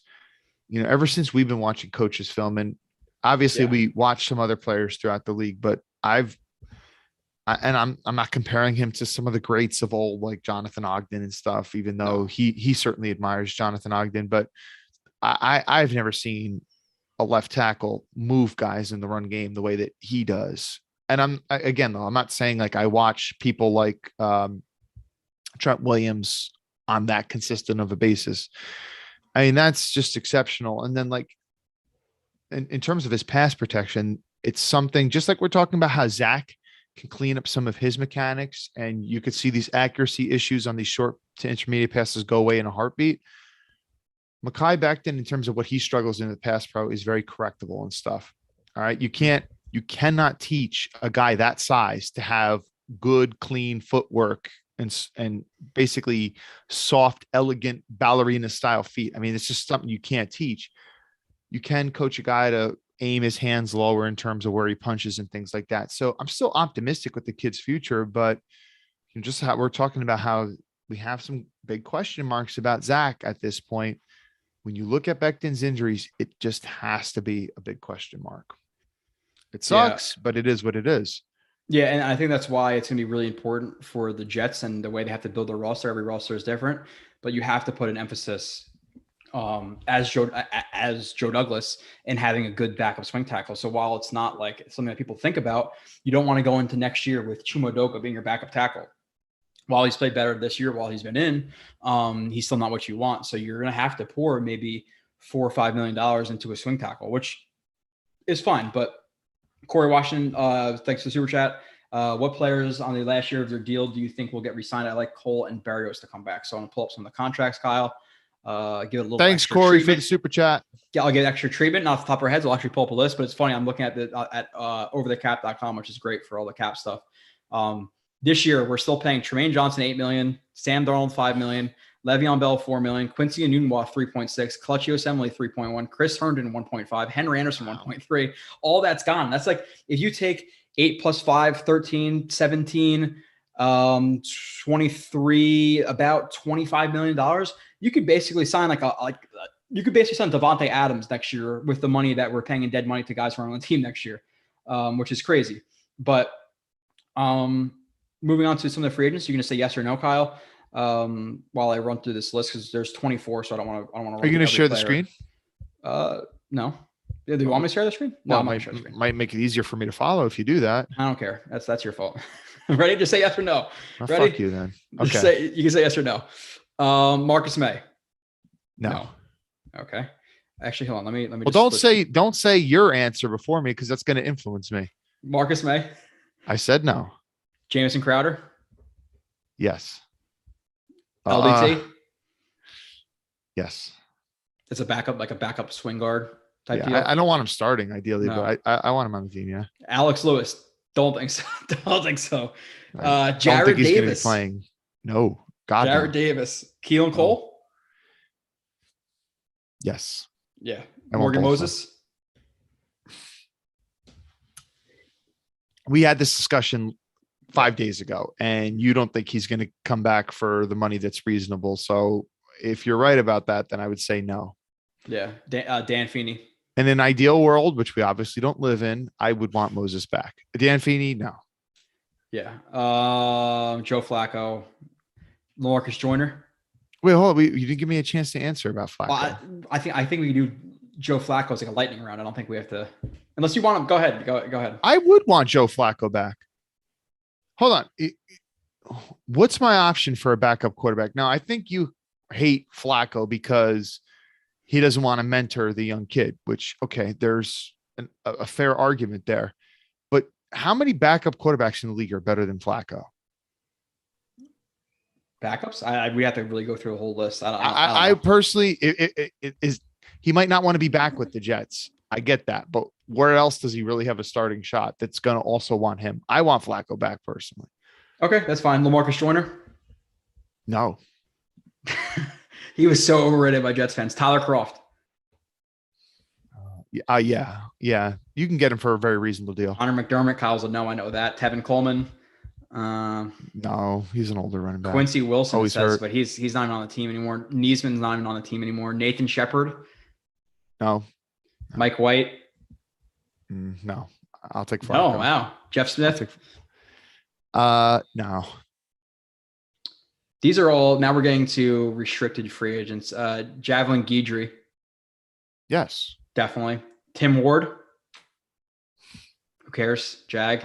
Yeah. Foley no. Fadokasi, that's a big one.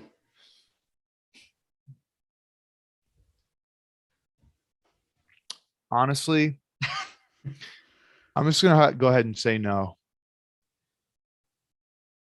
All right. That pains me really to say that, but Me personally, I would rather sign Foley and get rid of Sheldon Rankins and pour a couple extra million into Foley. Even though with Foley, I don't think this is his best fit as a 4-3 penetrating nose tackle / D tackle in the system. He's clearly not as effective as he was in previous regimes, 3-4 systems. But I still think he's a more impactful player than Rankins going forward. So if you can no argument with me there. No argument with me there. But Joe, what kind of contract is he going to get? I think we both kind of settle around like $9-ish million a year, $10 million. So and what did you sign Rankins for? Yeah, I think he's like $6 million next year. So if you can cut Rankins for $6 million and pour an extra $4 million into Foley per year, and now you're lining up next year with Foley, Q, JFM, and Carl Lawson with Bryce Huff as a backup. That's a pretty damn good start. But Joe. If you have Q, we already been talking about how we need to up Q's reps. 61% of the defensive snaps is not doing it. Okay. You and I both agree JFM's better as a 3, more inside than he is outside, although he can do it. Carl Lawson, we hope that he's going to be back next year. Bryce Huff. Why do we need a Rankins or a Fadukasi? Now, I get it. In an ideal world, you want all those guys. Yes, you want Foley in an obvious rundowns. But if you're just looking at like do we really need either of them? Well, we have so many other holes on the team. If you're telling me, okay, sign a Fadokasi to this contract, or you get a mid-level linebacker or safety, then yeah, I'm taking the linebacker or safety, but it depends on who and what is available. Because if Foley does leave, we do have a big hole at nose tackle because who's filling in that role? It's not Q's role. So then you have to sign a guy off the street for $3-4 million a year to be that nose tackle, because that's still an important position, nonetheless, because Carl Lawson, Quinn Williams, none of these guys can fill that, especially if you're getting rid of him and Rankins. So I think does anyone have numbers on comparing Fadukasi's previous 2 years with the Jets, where he lined up as a true 0-1 tech, versus how often he's been playing 3 this year? Like I don't know those numbers. Just based off of what I'm seeing with my eyes when I watch the coaches film, it seems like it is a much higher percentage at 3 this year. And that's really the reason why I'm having this discussion. I really like Fadukasi as a player, especially when you're asking him to just kick the shit out of a center and 2 gap. He's very good at doing that. But when you see the Jets that want to play 1 gap, aggressively get guys up the field, and we consistently see Fadukasi, getting hit on traps and stuff, and this is not what he does as well. So if I'm going to pay $10 million a year to get a guy and play him kind of out of position, is that worth it? Yeah, no, I get it, especially when he's only, playing 50% of the snaps too. So last 2 guys, Braxton Berrios and Kyle Phillips. Just because I both said yes to Jamison and Keelan, I'm going to say no for Braxton, although I'm going to miss his punt return ability.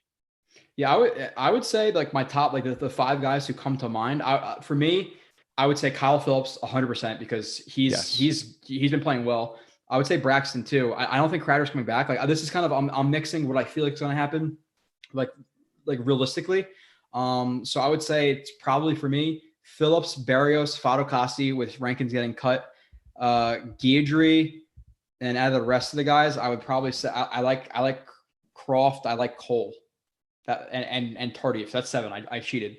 Yeah, Tardif, Croft, Cole, Guidry, Fadokasi, Berrios, Phillips. I think are the guys who are re-signed. But we'll see. Moving on. Thank you for the super chat again. A little bit of an extended answer, but it's because of the super chat. Tight ends this game. Griffin had the big drop in the red zone or on that touchdown. That should have been a touchdown. He also had a nice play where like they checked it down to him and he chucked over a guy for a first down. Yep. I like that play. Yeah, that was a good play. But overall, they're very meh, the tight ends at this point. So we clearly need a very large upgrade there. Any comments on that? We'll go to the chat a little bit. We'll hit the receivers, and then we'll go to the defense. No comments, although I will say thank you, Assassin, for agreeing with me. Appreciate that. Your receivers takes. Moore, again, had a good game. It was a little bit unfortunate at first because you're looking at the last couple of weeks where he's really producing consistently. And then the first couple of quarters in this game, you're like, uh-oh. Like, if we're talking receivers, I want to ask you a question. I want to see if you have the same answer. What's your favorite reception from this game? My favorite reception from this game? Yeah. Oh, God. Because there's one that's sticking out in my mind. Like hardest? No, your favorite. Your favorite one that you're like, okay, that was a good play. The ones coming top of my mind, I can't think of it because I didn't watch the film, and when I was watching the game, I was a little unfair. A few deep. I really like the catch from Keelan Cole on 4th and 4.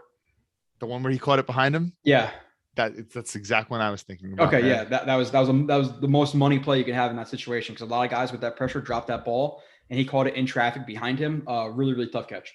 And so let me ask this, because both of you or I haven't watched the coach's film yet. Tuesday. It's the difference between Tuesday and a Thursday. Okay. Was Zach purposely throwing that ball behind him, do you think, to keep him away from the defender so he didn't get crushed? No. I don't think so. Broadcast angle. I don't think so. Could he have been? Sure. It's always a possibility, but I don't think so. I'm not gonna give him that benefit of the doubt. Damn, that upsets me then. I don't remember seeing it. Because I kind of like first glance, I was thinking, oh, did Zach purposely do that? And that was making me happy. Hold on, I pulled up our stream on another thing. That's my bad. I was like, I hear my voice. Why did? I'm supposed to exit this window out, and when I exit out of the over the cap thing, you started playing on the screen too. So that's my fault. Hopefully it doesn't do it again. Okay, we're good. Rest of the chat, we agree. We all agree Zach Wilson has potential. Can we agree that his game hasn't slowed down? The game hasn't slowed down until that happens. He will continue to create bad habits, sit him until the O-line can protect him. No, I do not agree with that. The O-line is, again, people like they find their crutches and they just stick with that. The offensive line is not terrible right now. It's okay. Dude, this offensive line. You can't have the Eagles of a couple of years ago or the Cowboys or the Steelers from a couple of years ago. Every offensive line, they're an average offensive line. So we have to sit our rookie quarterback until we have an elite offensive line. Guys, I cannot stress how much better this offensive line is than like the past like 5-6 seasons before that or whatever. And I'm not really counting last season. Take last season out of the equation. Mm-hmm. But like if you're talking 2019, 2018, 2017, 2016 Jets, it is 15, really hard. 2013. Yeah. Do you have any idea how much better this offensive line is? It doesn't mean they're great. I mean, but it's just saying like there is a huge difference. They have a far way to be great. Like but like you're talking about the difference between one of the bottom 3 offensive lines in the league from probably 2012 until 2020. Whereas this year, where they're probably, even if you want to say they're average, which because of the start of the offensive, because of the start of the year, maybe they're below it. But like, even if they're the 20th ranked offensive line right now, that is so much better than it was 2-3 years ago. Because 2-3 years ago, it was embarrassingly bad. Like this year, yeah, they have some problems with GVR and Moses and Fanner can be. All of them could be inconsistent, but they are an okay offensive line. And especially the last couple of weeks with the way they're opening up the running game, you have running backs going for 5 yards a carry. A big part of that, and again, go watch reviews, is because the offensive line is blocking really, really well in the run game for the most part. And in the pass game, I'd say they're more inconsistent than the run game at this point, but to act like they're terrible and they're so bad that you can't play your rookie quarterback it's a made up excuse for Zach Wilson. You're starting to like, it's like the stages of grief where you're starting to like just make up reasons that he's not playing well right now. You're going to blame everybody else but him, just like last year, where everybody was blaming Gase but not Darnold. I mean, Darnold was clearly absolute shit too. Like the Zach Wilson's playing bad right now, and some of the games it was the Denver game, Corey Davis dropping balls. The Titans game, Corey Davis dropped the ball for a pick. There's been combinations that at first LaFleur was bad. But with all that being said, Zach Wilson's also a massive part of it. He's not been playing well regardless of the situation around him. Because the offensive line was plenty good enough for Mike White when he was in, or Josh Johnson when he was in, and versus blitz happy teams, you got to understand versus those teams, you're going to see pressures, you're going to see hits because they're sending more guys than you can block.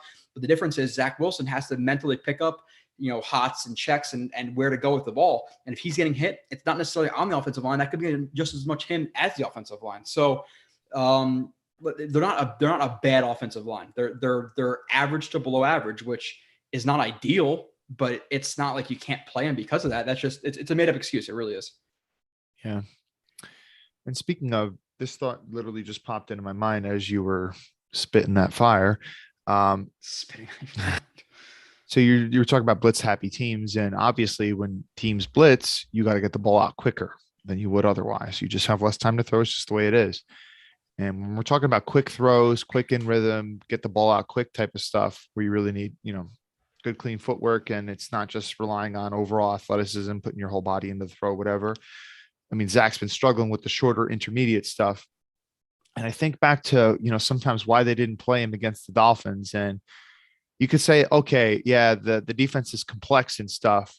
And it's more to figure out for a young guy. And I hear that side of the argument too. But part of me is just wondering too, like, if the Jets staff realized, okay, he's struggling with the short stuff and he's going to have to get the ball out quick in this game. And he's really struggling with accuracy in that short stuff. So maybe this is also a reason we shouldn't rush him back just yet. I don't know. Maybe I sound like an idiot saying that. Is it possible? Yes. But you hope it's not the situation where they bench him because they don't think he can handle the Dolphins, because that's a part of taking your lumps your rookie year. Hey, Bird Gang just jumped in the chat. What's up, Bird Gang? I'm a couple minutes behind in the chat still. So Igor, is it a possibility to leave Fant on the left and move Becton to the right? No, because Becton is not going to be as comfortable on the right, and he is a higher investment. So you play him at left until he fails. If he fails, then okay, maybe you move him to right, but you give him the shot first to be the left tackle. Who gets cut from the team next year to make room for free agents and draft picks? Is there anybody at the top of your head who is a big cap hit for? Maybe you could argue like, okay, they want to sign a right tackle or draft Evan Neal. They can cut Fant for $10 million. But there's not a lot of guys who have like. I don't think they would do this, but they get out of the CJ Mosley contract at this point. No, they have a massive hit next year if they try to get rid of him. Then maybe they can negotiate it with another team. They pick up a certain amount for a lower draft pick, like fine. But I think it's like $10 million like that they would eat in dead cap, which is just not worth it. Yeah. Where does he say that he does not want to mentor? Abraham Furman asked, I guess, about Joe Flacco. He's literally said he's not here to mentor guys. Hey, and by the way, Bird Gang, you can confirm this because you're an Eagles fan. So when Joe Flacco, did he say something along the lines of like he didn't want to mentor Zach? And like, did Flacco say that part of the reason he chose Philly was because he thought he had a job, like he had a chance to start, and he's not really in the business at this point of his career of mentoring young quarterbacks? I'm like 95% sure he said that, and you can just do a quick Google search about that. I'm like 95% sure. And the Jets, he said the same thing. He's not here to mentor guys. Just like you had Ryan Fitzpatrick who was saying that. He's like not here to do that either. I'm keeping damn Kyle spitting facts. Kyle, you got that comment 9 minutes ago. I don't know what you're. He was talking about when I was talking about Foley. Croft is MI. Croft is injured, but I'm not talking about re-signing Croft as a tight end one. If Croft is your tight end two, that's not a terrible tight end room. Obviously, you have to hope you have a legit tight end one, but as a blocker, he's not a bad tight end two to have. Tight end one, no way. And he's got some receiving ability too, but like he's super inconsistent with his injury history and stuff. So yeah, Cole. We got to get some Cola's clutch comments. Yeah, Cola's bring back Spencer Long, no freaking way. Dan, we have top five picks. Yeah, but I would again, I don't think it's gonna end like that. I think we're gonna get like 8 and. If I had to bet right now, my money, we're gonna get 8 and 11. Those are the picks I'm feeling. 8 and 11. Offensive line coach. The Patriots game are unwatchable. Okay, I'm still. Bird Gang, what's up, guys? Thanks, Kyle, for stopping by. Great. Yeah. Thank you, Kyle, for stopping by. I don't have the time right now. Yeah, the B squad had no problem stopping by. Yeah, it's better than a C. CJ, we'll talk about him in a little bit. Okay, moving on. Tight end, receiver. Cole had a good game. Moore had a good game, even though he was quiet at first. Is still showing he's legit. And again, I'm shocked he's playing well because he was a bust. Like I cannot believe he bounced back from being a complete bust in his first couple of weeks of his NFL career, where he missed preseason and part of training camp. It's really, really crazy. Really crazy. Yeah. Cole played well. Crowder was absent. Davis was out. Mims was still on the inactive list for COVID. Any chance he plays this week? I wasn't sure. Like I was talking to Bird Gang before. Yeah. Is like, there any chance that he's off the COVID list? I think he should be, because it's like 10 days. And I think he was like just in that sweet spot where like took the 2 games within that 10-day window. So I think he should be playing this week, or at least be able to be active. Yeah. But if Corey's playing, we know he's not going to play a lot. No. So moving on to the defensive, let's see if anything else from the offense. Other than that, Braxton Berrios had that nice catch, like the hitch, and ran it for 40 yards. I wish he had a little more juice in those legs. It would have been a touchdown. He got caught from behind. Yeah. But again, he's a short strider. So moving on to the defense. If that was Elijah Moore, he would have been gone. Shaq Lawson is $9 million cap savings, no dead money. Thank you, Tony Lee. Yeah, I'll pop my head. I'm not 100% sure, but yeah, you're not paying Shaq Lawson $9 million. No way. No way. Not. Okay. Cole's out this week in the COVID reserve. Is he really? Cole's out now? No fucking way. Igor, really? I didn't see that. And usually, like, again, I will pat Jets X Factor on the back. Like, we write like 14 articles a day with every Jets news that comes out, and I did not see anybody write an article on Cole being out. That would suck. But you know what though? Like, I still kind of like the depth of our receiver room, even though overall, like, you know, we're still kind of disappointed in our receiver room overall. I mean, honestly, but I still kind of like the depth there. So, I mean, like we could get shit done without Cole, but that's a blow for sure. Should the Jets extend Moses before the season ends? Ask some guy 1302. I don't think it's gonna happen. I don't think Moses. Maybe the Jets would try to. I don't think Moses goes for it. Again, you're looking at a season where the cap was reduced because of COVID. You're looking at a situation where not a lot of teams had money, and he was cut late in the offseason, so he settled for $3.5 million. I don't think he signs for nearly $3.5 million this offseason. I could be wrong, but I have the general feeling he wants a multi-year deal.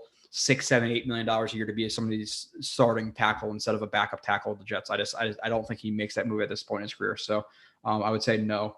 Igor, the news broke out during the stream. Yeah. Oh, Cole. Yeah, I guess.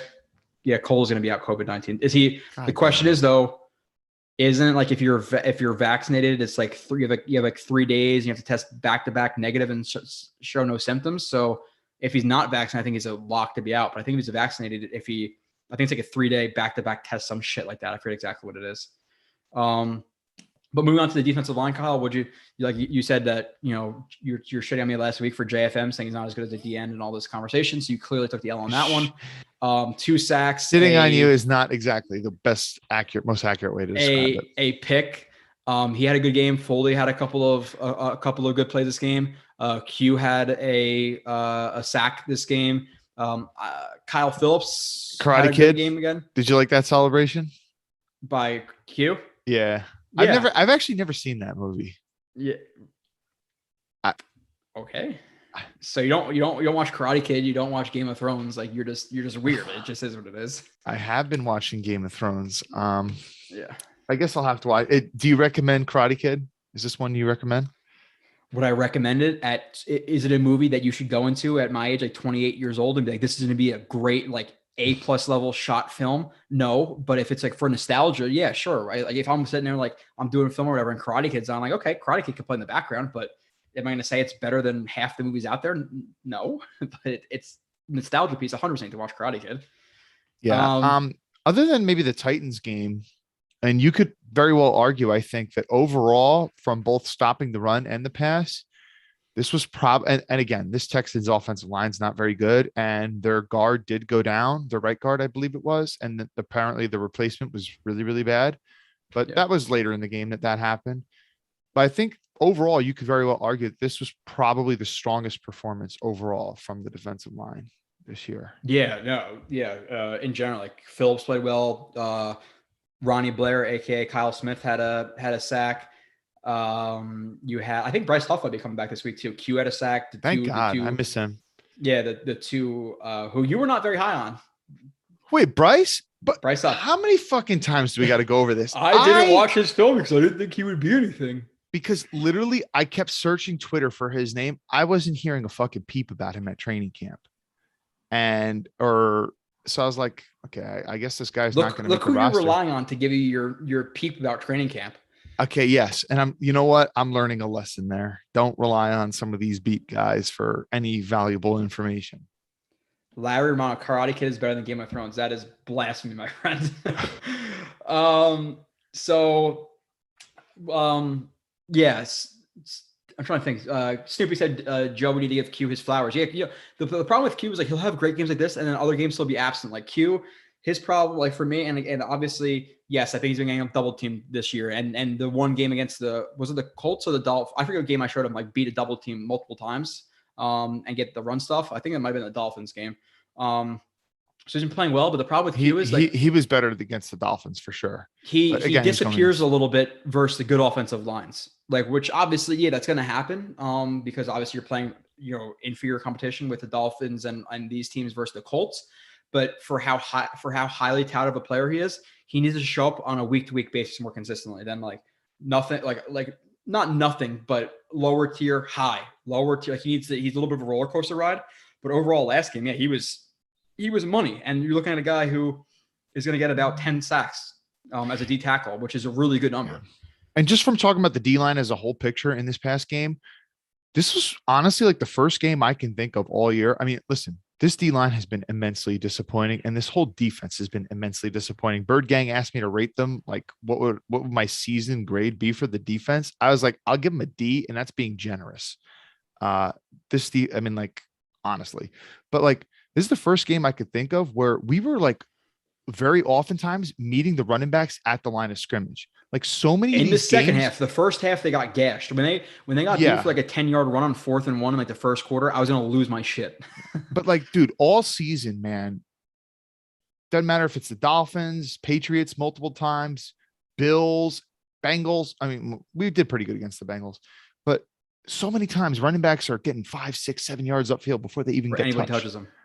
Fucking unbelievable. Well, that's my concern with the Eagles this week, is because the Eagles are a gap heavy team and they have a solid offensive line. And guess who the emphasis is going to be on this week to make tackles? It's going to be the linebackers and the safeties, because they're going to get doubles on that first level. So be ready for a good Eagles offensive line with a good running game, with a good overall. I'll tell you what, though, if they don't have Jalen Hurts, they might not have Jalen Hurts. This running game is going to take a huge dive if he's not in this game. Yeah, you're not worried about Gardner Minshew pulling it on a read option. And by the way, I was telling this to Bird Gang on the live stream earlier. Is Miles Sanders healthy?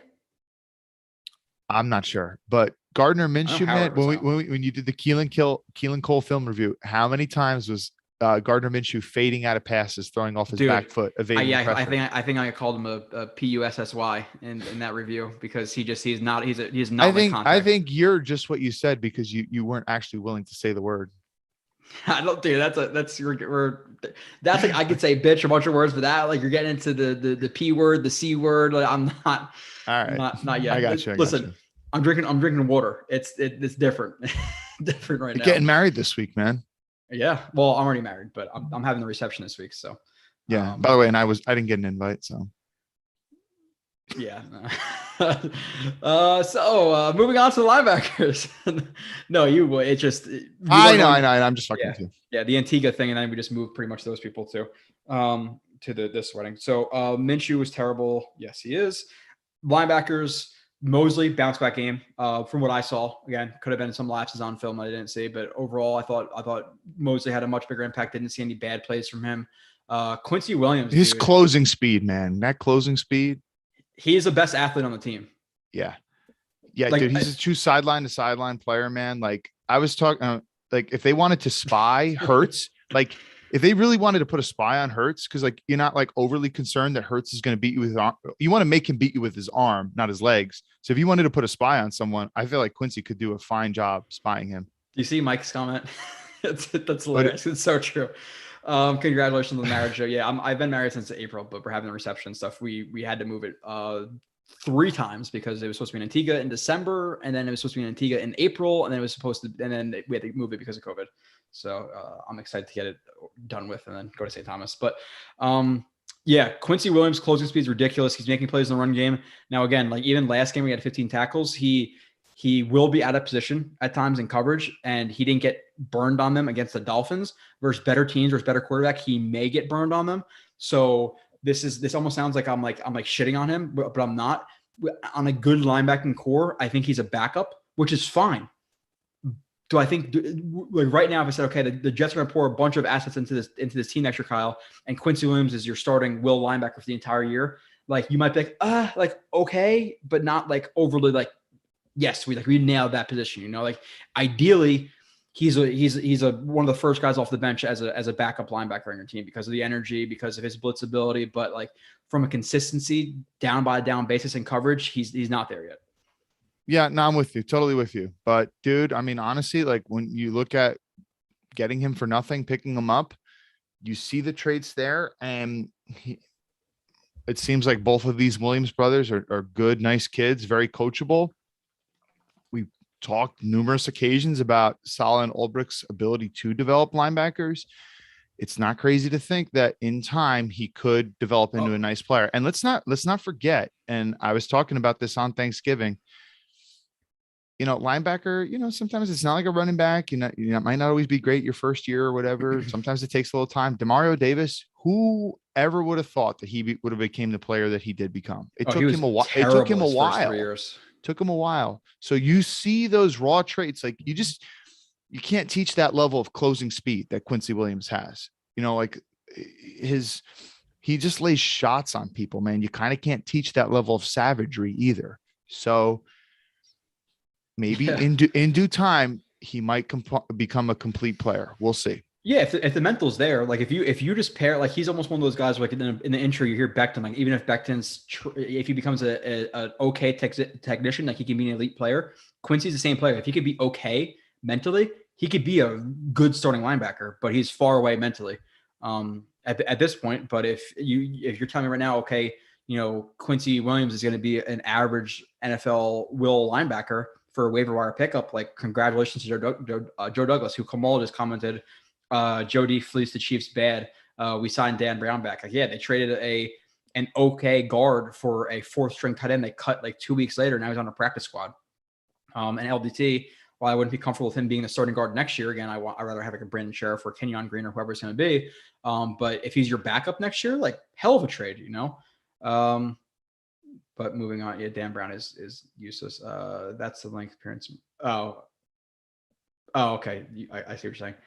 Braden, hey, hi boys. Sorry I'm late. Yeah, you're an hour and 48 minutes late. We're closing out, and not too soon, but in a couple minutes. Anything else from the linebacker you want to? Jared Davis obviously saw a reduction in reps this week. He did lay one big hit on somebody, right? On the left sideline, I believe, right? Yeah, I can't really remember. For $7 million, what he's been so far, that play against the Dolphins, was it the Dolphins? That play against the Bills was one of the worst plays I've ever seen in my entire life. That was him and Ashton Davis. That was one of the worst plays I've ever seen. So moving on from the linebackers, assuming you don't have anything else to say about dude, them. I'm not 100% convinced he'll even be in the league next year. Jared Davis?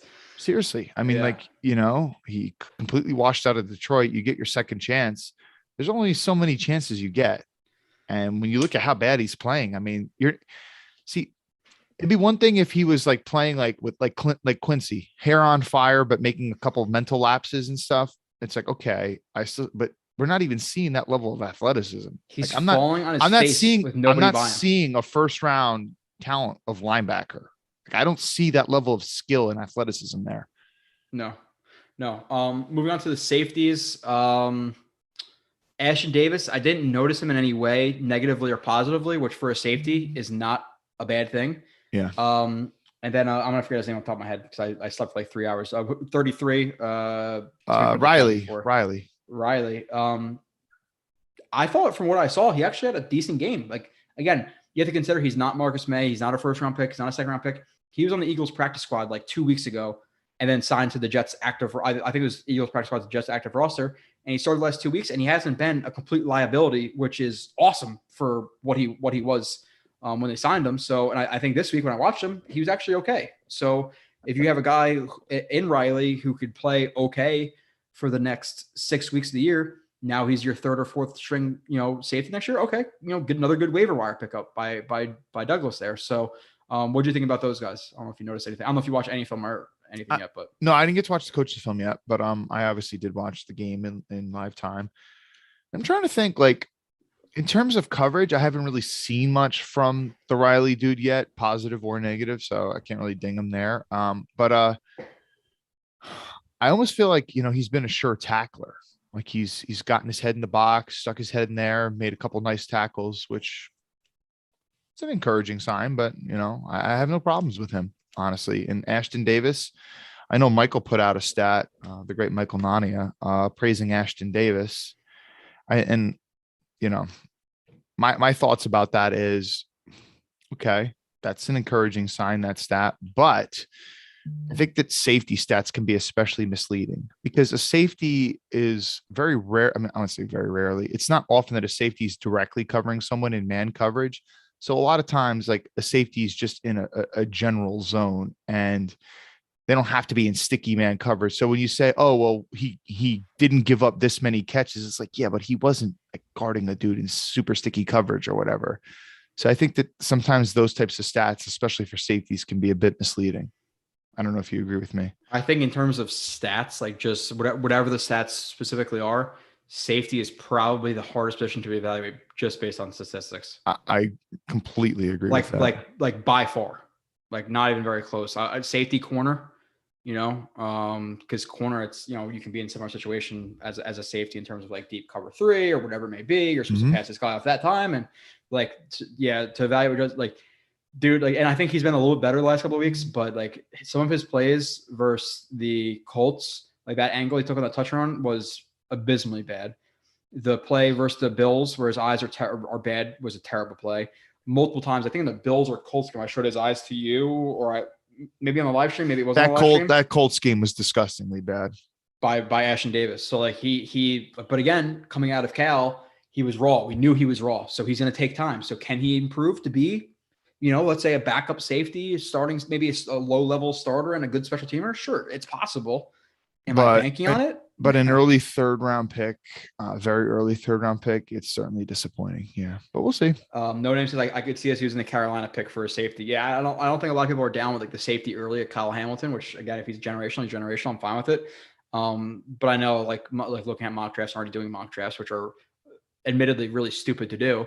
Because they never end up like the mock draft ever. And it's why people get obsessed with names like Kenny Yeboah or Lamar Jackson, but Lamar Jackson, the corner.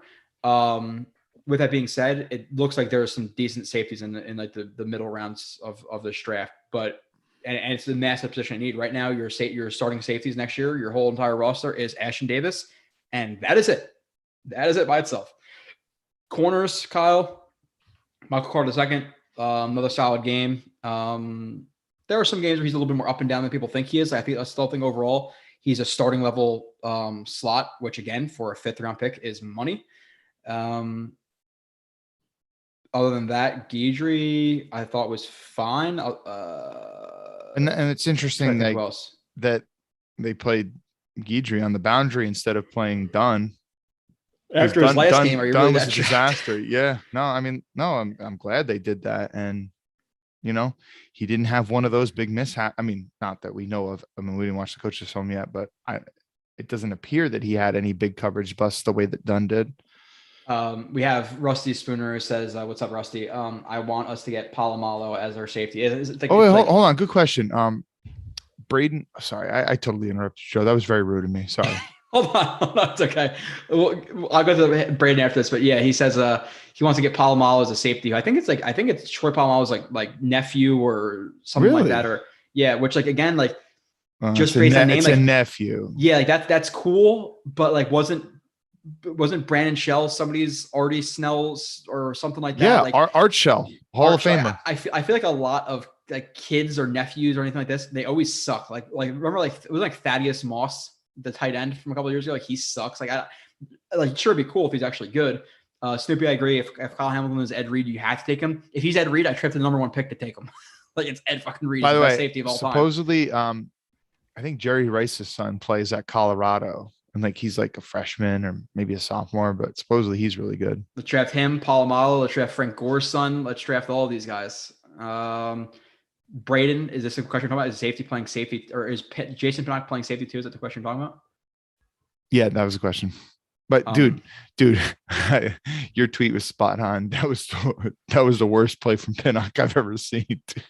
Oh my God, dude. that missed tackle. Dude, I completely forgot about it. Oh my God, that was unbelievably horrible. And like people, man. and like, listen, Should not have been. They should have been kicking a field goal there. Ideally, like, and people like, again, it's if people really they're so results driven. Where people like bitching about that call. The call by the defense is okay. They're 17 yards out or whatever it is. We're gonna blitz the house. We're gonna play soft. We're gonna keep everything in front of us. We're not gonna let anybody get behind us. We're gonna rally, make a tackle. That's a fine call if you execute it. But when your guy has a guy catching a ball in front of him, whatever it was, like a stick or a stop or a curl, wherever the fuck it was, and he falls on his face and lets him right past him. Yeah, it looks like a bad call, but like people were shitting on Salah for that call. Do you agree with that? Because no. The call was fine. No, the call's fine. Absolutely. I mean, like, listen, you'll give him the underneath stuff there. I don't care if it's a 4th and 3 on the goal line. If they want to go for a 4th and 3 on the goal line, go ahead, go for it. But I'm not gonna. Yeah, because then in the same scenario, if they blitz 4 and then you let the quarterback roll around and then find a guy in the back of the end zone because he has so much time, people would be bitching that they didn't send enough guys. Yeah. If Rex Ryan or what's the DC from the Ravens, Wink Martindale did that, yeah. and it worked. Like, oh, guy's a great call, defensive play caller, but because it didn't work, because Pinnock really fell on his face, it looks bad. But yeah, Pinnock has not had a good couple of weeks. Dunn obviously struggled last week. I like Hall, but again, Hall to me, while he's from the beginning of the year till now, he's here. He steps up in the right direction, but he's also proven to me the last couple of weeks that he's a cornerback 2, not a cornerback 1. He doesn't have great athleticism. And definitely the most disappointing thing is the ball skills. We saw a guy multiple times. His ball skills are terrible. And it wasn't that way in college. And it's other side of the ball. Denzel Mims, great ball skills in college. What the fuck has happened in year one? In year one, though, he had great ball skills. Though, True. But yeah, no. Hall is a cornerback 2, mostly based on I think he could be a cornerback 1, but he'll be a low tier 1 because from year 1, like you want that elite athleticism, and you also want a guy like look at J.C. Jackson. The ball is thrown in that guy's vicinity. He's picking the ball off. Xavier Howard's, all of these guys, they make plays on the ball. Where Hall is consistently great. Yeah, Marcus Peters is a little bit more volatile, just like what's his name from Dallas? Diggs. How's his name? Diggs. Like you want guys who are more consistent, and like while Hall is typically in good position, he cannot make a play on the ball. And like I would have to watch this again, Kyle. Maybe after you watch the film, you should let me know. But the Cooks play, Cooks made a great play, but he needs to make a play on that ball. Late in the game, he made the play on the ball on the 4th down. That was great. But then the play, I don't know exactly what situation it was. You'll watch, and I'm sure you'll let me know. But they it looked like a cover 3. I don't know if it was Hall, I don't know if it was a safety who blew the coverage, but Tyrod overthrew a guy in the back corner of the right end zone. Oh, number 12, right? Felton? Is that no? That's not Felton. Felton's on the Browns. I know he's some young kid. Yeah, 12. Yeah, I forgot his name. But that might have been Hall's fault too. So I think Hall is good. He's just not great, which is fine. Like if you're fine, again, a 5th round corner is now a solid corner 2 for you. You cannot sign up for a better draft pick, so that's awesome. So, yeah, Tony Lee, I see Hall is a pretty good cornerback too. Yeah, I agree with that. I'm tired of seeing guys slip and fall. Yeah, that play pissed me off a lot. I was like, that's the worst.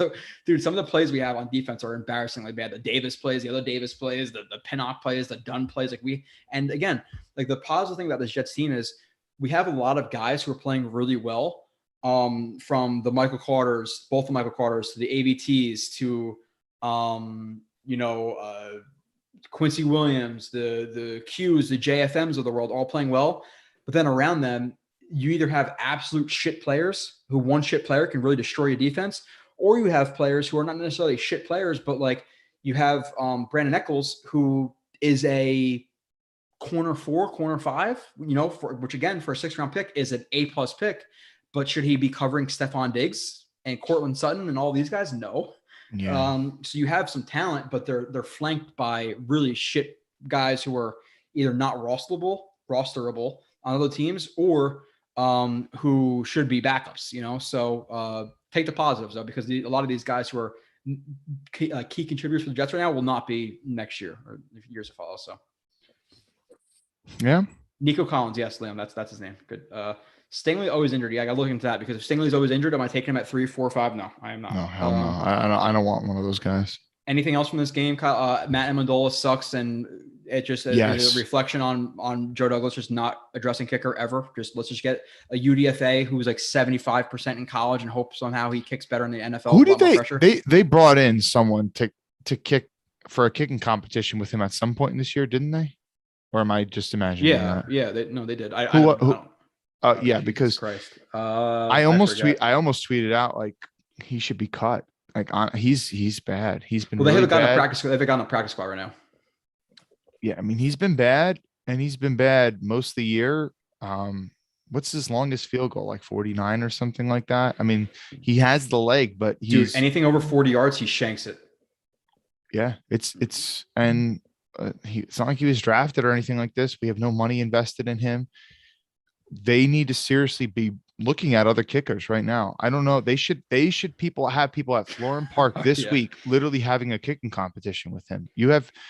He's done nothing to earn this level of trust in him to this. Delgado's got it. It was Amendola versus Ficken. Ficken was even probably worse. And then it was Nugar, the UDFA versus Amendola. And then he went to preseason. He's terrible. But like, again, I have a conspiracy theory that Joe Douglas knows he's going to lose. And if the kicker loses in the game, he's fine with that. And then once we're good, he'll get an actual kicker because that's the only thing that makes sense because he's completely neglected that position. And again, just look at Sam Darnold's first game of his second year. Like you don't have Kyrie Reddick there and you win that Douglas's conspiracy theory. Imagine how pissed Robert Saleh would be at him. I coached the hell out of this game. I got this overall not very talented roster in position to win. And you couldn't get me a competent kicker that could make me a fucking kick to win the game. Fuck you, Joe Douglas. Yeah, and then you have a locker room blow up, and then you have a Chip Kelly situation where now he's the GM and all this shit. So, anything else from this game before we get into a little bit of the Texans game, or sorry, the Eagles game, and then we wrap it up. We can move to the Eagles game. What are your thoughts? So I think that this is a very winnable game, especially if Hurts doesn't play. I mean, you or I are not very impressed with Hurts. I mean, like he maybe has exceeded my expectations a little bit, but I didn't really have very high expectations for him. Yeah. But he does add an extra element to the game. Gives you something to be held account. His running ability, you got to keep that in check. That's a bit concerning, but I don't even know if he's going to play. That's a little concerning to me because the Jets can be quite irresponsible at times. We haven't really gotten gashed by a running quarterback this year. Josh Allen didn't really need to run. Tyrod can run, but we did a good job for the most part containing him. I think he only had really like one scramble against us. But I don't know if we've played a good scrambling quarterback who's like looked to scramble with a good offensive line paired with that.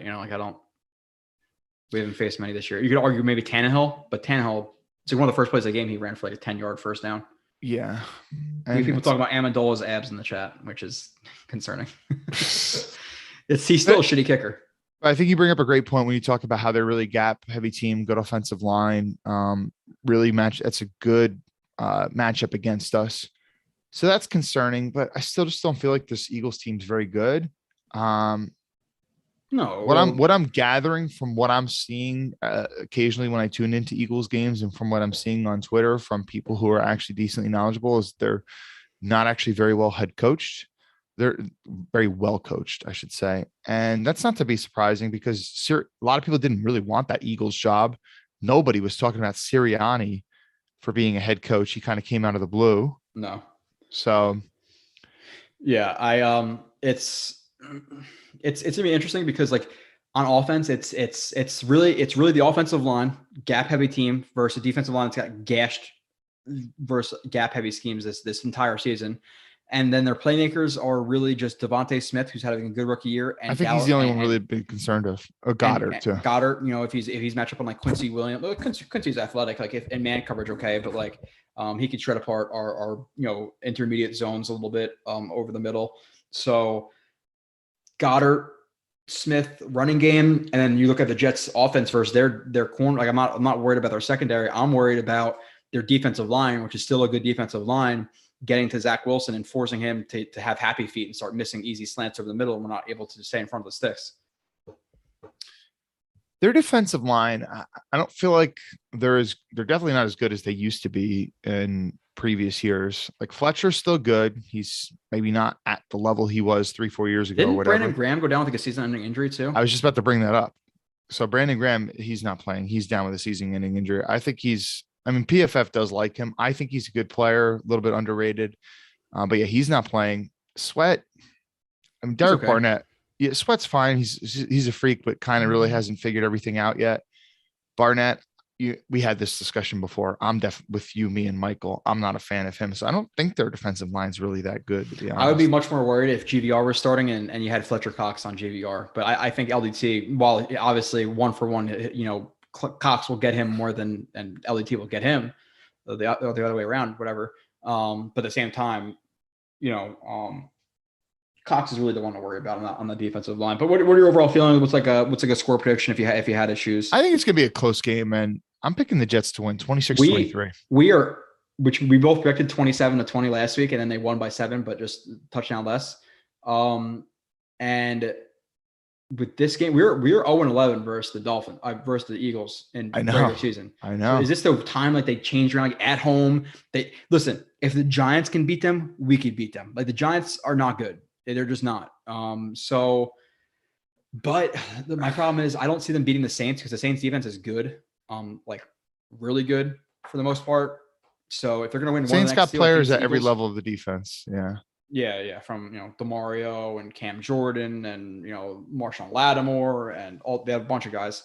And they're well coached too. Yeah. So shit.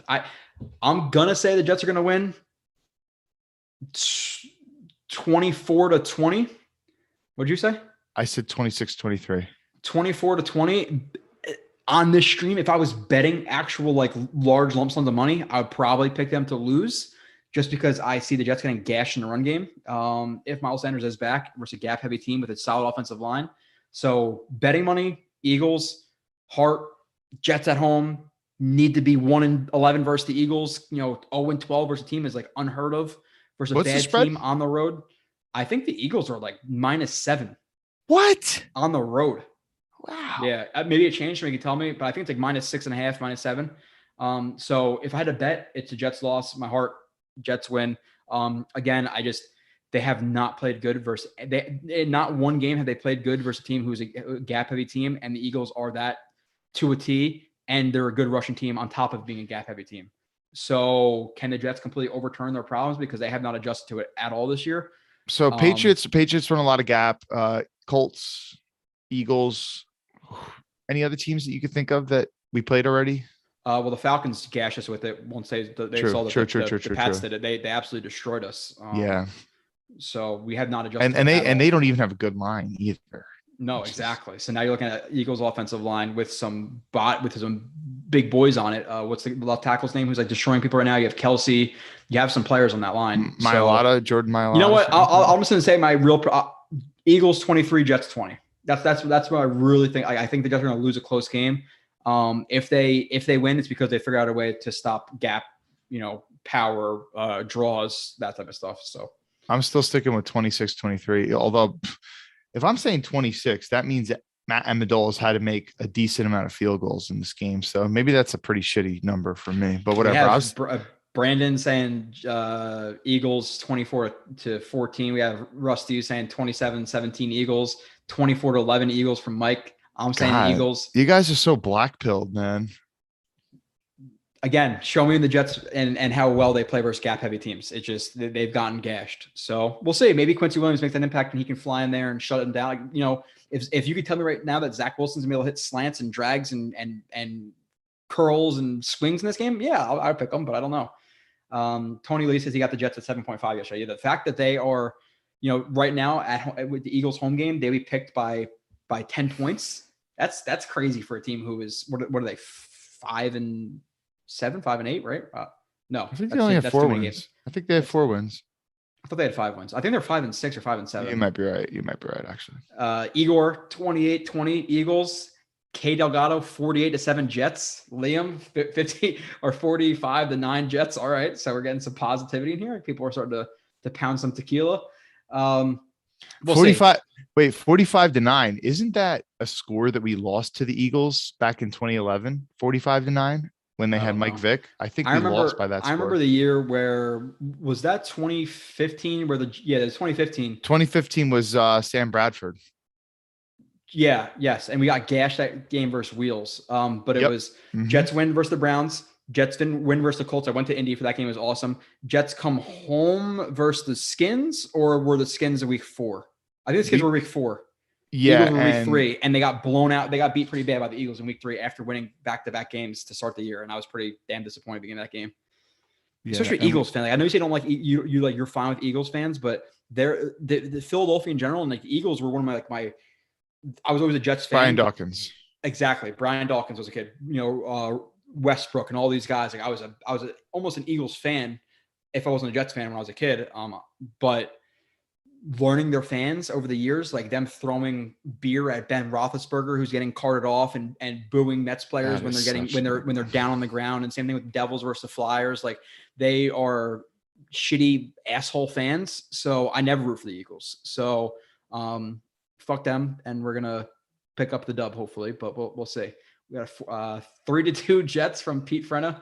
The year was when McCoy killed us in 2011. That shit messed me out. Awful Jets games. Yeah. Oh yeah, I remember that. 4-4. All right, that's cool. I was it Deshaun Jackson caught like a little dig route and then just took it like 80 yards or something like that. Yeah, that game was an embarrassment. I remember the game in 2015. Whoever the tight end was, it'll come up top of my head because he was popular for a couple of years there. He got a good amount of like big catches versus that game. I forget exactly what the fuck. Tight end. Brent Selleck? Was it Selleck? Oh, Brent Selleck, Cincinnati. Yeah, I think it was Selleck that year. But all right, Kyle, last words, and then we're gonna wrap it up. And again, just to let you guys know, I'll be gone. My next there's not going to be a review of the Texans game again. Can't do that this week. Next week there will not be a review of the Eagles game. There'll be nothing and no live stream or anything after like that. Saints game, I'll be back for the review and the live stream that week. Which I don't know if that's going to be you or Nania, because next week, it's going to be you after the Saints game, because next week is Nania, but I'll be gone. So you're the week after that. So why don't you do it with Nania, since it's been so long since you did it with Nania?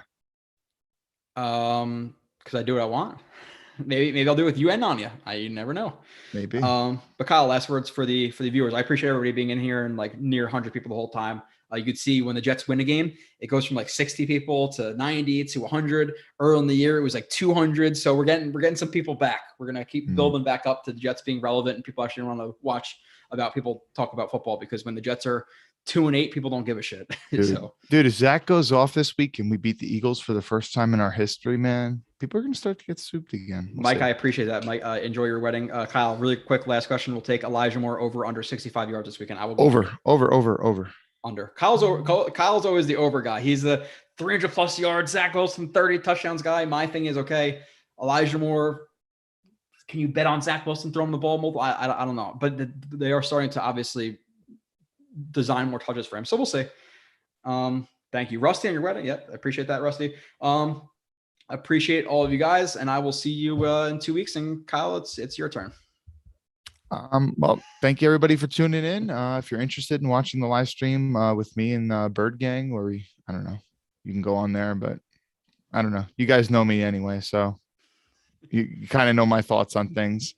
All right. Anyway, I appreciate you guys watching, and I guess I'll see you in 2 weeks, maybe. If maybe Joe will do it with Nania, who the hell knows?